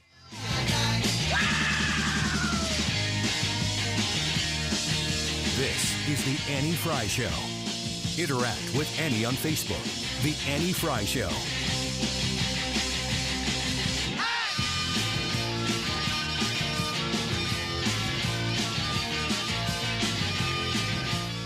RulerFoods.com, stocking up when the weather gets bad. It's good to save on those groceries that you're going to buy. I don't know if we're in French toast territory with milk, bread, and eggs, but maybe you are. Go save at Ruler Foods on everything you buy, including produce, 8-pound bags of navel oranges or 5-pound bags of Gala apples, $4.99 each. Also, that Kroger bread, 20 ounces, 4 for $5. Save on that bread, stick some in the freezer, and then you got it when you need it. You don't have to run out to the store when the weather gets bad. Also, Kroger peanut butter, 4 for $5 as well. Hunt's pasta sauce or Kroger pasta, 10 for $10. You can always find out what the extra savings are by visiting rulerfoods.com, and I think it's a flyer. It's right there online so that you can check it out and see what you can save on in your next grocery shopping trip.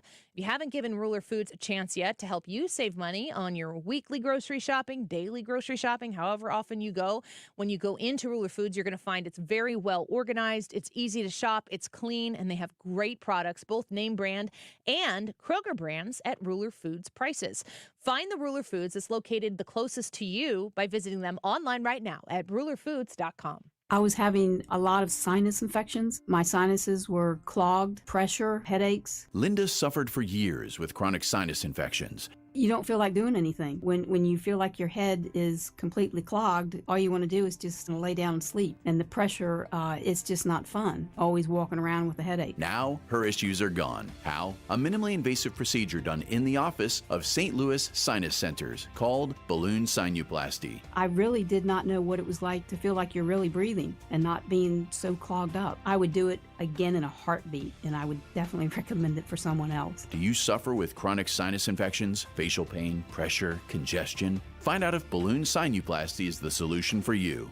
Set an appointment today with St. Louis Sinus Centers. Call 314-332-2885. 314-332-2885. That's 314-332-2885. At Neovitin, we are all about supporting your nutrition, and that's why we are excited about our new Neovitin Omega-3 supplement. Neovitin Omega-3 is formulated with 1,200 milligrams of omega-3 fatty acids to help support healthy hearts. Our high-quality omega-3 fish oils are sourced from wild-caught fish and tested for heavy metals. With our convenient monthly subscription, you can get Neovitin Omega-3 delivered right to your door every month with no long-term obligations. Support your daily nutrition and sign up for a Neovitin Omega-3 subscription at neovitin.com today. The choice of a lawyer is an important decision and should not be based solely on advertisements. The vote is in. STL Today has certified the result. Onderlaw has been voted 2023's best law firm in St. Louis. When you're injured, call Onder Law at 314 or 618-9000000. I haven't given my answer to this question yet. I'm about to, and we'd like to hear yours too. So chime in on the Annie Frey YouTube live chat poll. Will Michelle Obama ever run for president? What do you think? Yes, in 2024 this year. Yes, but not this year. Or no. We'll talk about it and give you the results here in just a minute. 2:46. This time check is sponsored by Jerry Kelly Heating and Air Conditioning. It's time for a $98 furnace tune-up. Hey, it's Mark Reardon. The dust-up between Jimmy Kimmel and Aaron Rodgers just got a whole lot more interesting. This is not just about a talk show host and a quarterback in the NFL. It's about the truth and the way that it's mangled by the legacy media. It's all coming up after 3.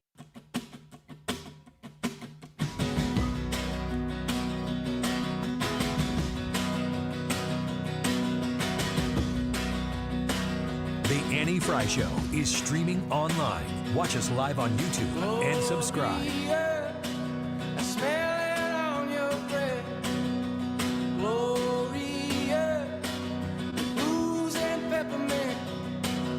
Gloria, no one said enough is enough.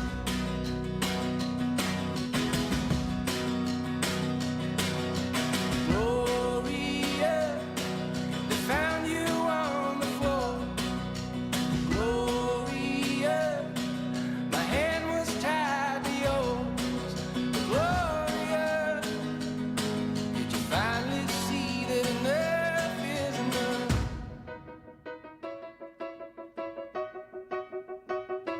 We have a great argument. We have an argument with, they conceded two major points today. In fact, I think it's probably a concession. You have to ask the lawyers, Todd, if you'd like to talk about it. But they conceded 2 points that I think were, by normal standards, if it weren't me, that would be the end of this case. But sometimes they look at me differently than they look upon others, and that's very bad for our country. So Alina Habba is commenting right now on Fox News about the immunity. Brad, as we understand it, there might be a resolution to this immunity challenge coming soon. Yeah, soon. They said within the coming days. Okay, so it could be at any point in time. Let's listen to what Alina Habba said about, because that was Donald Trump speaking today after an immunity hearing. Let's listen to this timeline response. Well, let's not be twisted on why we have a timing issue. There really isn't a timing issue. The only issue is the one that the Democrats have created because they're concerned about losing in 2024. So they've created this epic proportion of rush. It's a consistent rush. It's putting pressure on the Supreme Court. It's putting pressure on these circuit courts to rush to decisions because they create a sense of urgency that frankly does not exist but for the fact that they are losing in the polls. So we are looking at this hectic rush. However, if you look at the decision with Jack Smith in the Supreme Court recently, they are calling them out on it. The rush to ruin an election is not, frankly, a rush at all. It is an urgent election interference claim that they've all colluded to do, in my opinion, and I've seen it time and time again. Presidential immunity is a slam dunk argument. If this case is not decided the way I think, frankly, the law states it should be, then yes, it will go to the Supreme Court. They will probably have to rush a decision because I'm sure prosecutors that we've seen that are Soros-backed will rush it. It's unfair, frankly, to the Supreme Court that they're being put in this position, but the law is very clear, and I think it's an easy decision to make. So Alina Habba there, who is an attorney for former President Donald Trump, I don't think on these cases particularly, but part of the vast legal team that he probably has making the case. The consistent drum that the Trump people beat is this is election interference. I don't think I've ever heard them talk about any of these legal challenges without them saying election interference. It's funny, just today I was thinking this morning about how amazing it was that in 2019 we had this president, this very guy, impeached for quote-unquote interfering with a political candidate. And all he did was make a phone call. He made a phone call to Ukraine, of all places, and he got impeached. It's always interesting how the Biden family is at the center of it. Yes. Actually, no, they're just left of center. They are always a part of it, but it's not the main focus because maybe they're at the center of it, but you're distracted to look over here.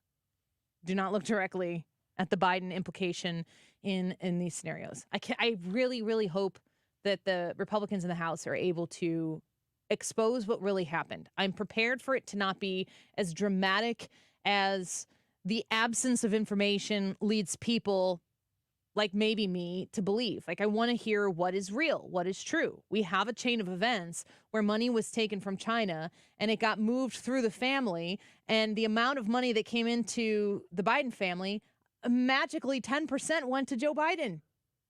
There's that chain. That's real facts. I need more information. Well, I've also always been curious as to if everything you're doing is above board, why do you need to set up 20 LLCs and move the money between them and also use a bunch of pseudonyms? With no marketable skills or services to offer. Yeah, thank you. Yeah. The YouTube live chat poll on the Annie Frey YouTube channel today is, and in the light of what we're talking about with the Biden family, should Joe Biden drop out, maybe Michelle Obama steps in. Maybe she doesn't step in this year, but you think she'll run at a future time. Maybe you think she's never, ever going to run for president. The question is, will Michelle Obama ever run for president? What was your thoughts on this poll, Ryan? My thoughts is actually pretty similar to Brad's, that if he does, or if she doesn't run this year, then no. And she is not going to run this year. I'm very confident that she's not. And so the answer is no, I don't think she'll ever run. You don't think she's ever going to run? No. You? Yeah, I think she's going to run this year. You do? Okay. Yeah, I'm a yes in 2024. But again, as I said in the earlier segment, speaking it into existence, hand to God, hope I'm wrong. Yeah, it would have to take a miracle at this point. And you're right that it will have to be at the convention now. Because it's just getting too late in the process. Uncle Dean on Twitch says no. His answer is no for the poll. Dirk says, I selected no. I don't even think she'd walk for office, let alone run. Joe says, yeah, she will run in the future, but it won't be for president. She's waiting for the director of global affairs position to officially become available. JC says, nope, she won't run. I agree. Too many skeletons in her closet. A lot of people have said that. I don't really know that it matters. I'm trying to think of what skeletons would be in her closet that would matter. I think she's like about the closest thing to a sure thing that the Democrat Party has for a win as president. And that's part of the reason why I don't think she's going to run, because Donald Trump is the one they think they can beat. Lori says, I don't believe she will. She didn't really like when her husband ran. Don't think she has any interest in running. I firmly believe that she doesn't want to. I just really wonder what does she think she's saving? Because I think that if she were to run, I don't think she would be doing it for the country. No. I think she'd be doing it for the name Obama. Which is why I don't think she would do it. Because she's got a very, very nice life. She will be a celebrity, basically royalty for the rest of her life. The only thing that could do is if she lost or if she was exposed to be really not that great at it, it would hurt her. Well, if Donald Trump is elected president, but I would also venture to say if Ron DeSantis were elected president, I would hope that if it were Nikki Haley, she would do the same thing. But if you are in a position to expose the swamp, I have a feeling that Barack Obama is the king of the swamp. I have a feeling that he would have the most to lose for the status quo to be exposed and eradicated. And I don't know what that means. I don't know what the depth of that is. I don't know what the repercussions of that would be for Barack Obama. I feel as though the revenge thing that people accuse Donald Trump for running on, and I don't think that that's really an unfair assessment. I think that he would represent the Constitution well as the president of the United States, but I also think he is looking for the opportunity to get revenge. I don't think that that's a wild statement. In large part, that's going to be against Barack Obama and the apparatus that Barack Obama has set up in his 8 years. I mean, the sabotage that we know about that Obama set up in the transition was pretty significant. And Joe Biden is an extension of that. So if there were an opportunity for Donald Trump to come in and rock their world, which maybe he can, maybe they can't. Only Michelle and Barack and maybe a handful of other people know what's at stake. My opinion is that if Michelle Obama deduces that there's too much at stake and she knows that she's the one who can keep Donald Trump out of the office and that she's the only one maybe who they think can do it, that she would run, which would make it even more compelling for Donald Trump to win in that case, because that would be an indication to me that there's really something brewing there. The poll is, will Michelle Obama ever run for president? 67% of you said no. I love all 67% of you. 13% of you agree with me, and I'm very sad to see that. Yes in 2024, and 20% said yes, but not this year. So a total of 23% of you wrong. 33% of you said that she will run. 66% said no. Interesting. I hope that the majority is right here. Stick around. The Mark Reardon Show is coming up next year right here on 97.1 FM Talk. We'll be back tomorrow. Don't go anywhere. The Mark Reardon Show in just a few minutes. So, pour another glass of that rock and roll. Turn up the band, find the hole, gonna lose control tonight. What do you want from me? I'm not America's sweetheart. You couldn't pick a worse time to sell your home. Sure, your home is worth a small fortune right now. But are you really going to swap your 2 or 3% current interest rate and pay 7 or 8% interest on a new house? No way. You don't have to with the Get Paid and Stay program from Truehold. You'll love this. It's a genius idea. With the Get Paid and Stay program, Truehold will buy your home now at its best current value. You bank the cash and stay in your home until interest rates come back down. or as long as you like. It's your call. Plus, you won't have to pay property taxes, insurance, or upkeep anymore. Truehold pays those expenses.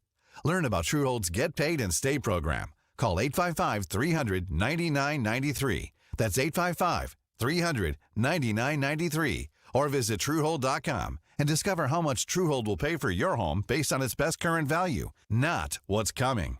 Truehold.com, the smarter, faster way to cash out on your home's value without having to move. Call 855-300-9993 or visit Truehold.com. Okay, so you filed your taxes this year, but you know you have past IRS issues. And now the IRS letters are coming. Hi, this is Lance Story with the Lance Story Law Firm. Don't ignore those IRS letters. They're important and give you rights and deadlines to defend yourself. Waiting could cause you to lose those rights. Call the Lance Story Law Firm now and let us help you get ahead of the IRS and defend your rights while you still have time. The Lance Story Law Firm is located here in St. Louis, so take the first step and hire a tax resolution attorney. We've made it super easy to schedule your free consultation in person, or you can do a phone call and save travel time. Remember, IRS problems are legal problems. So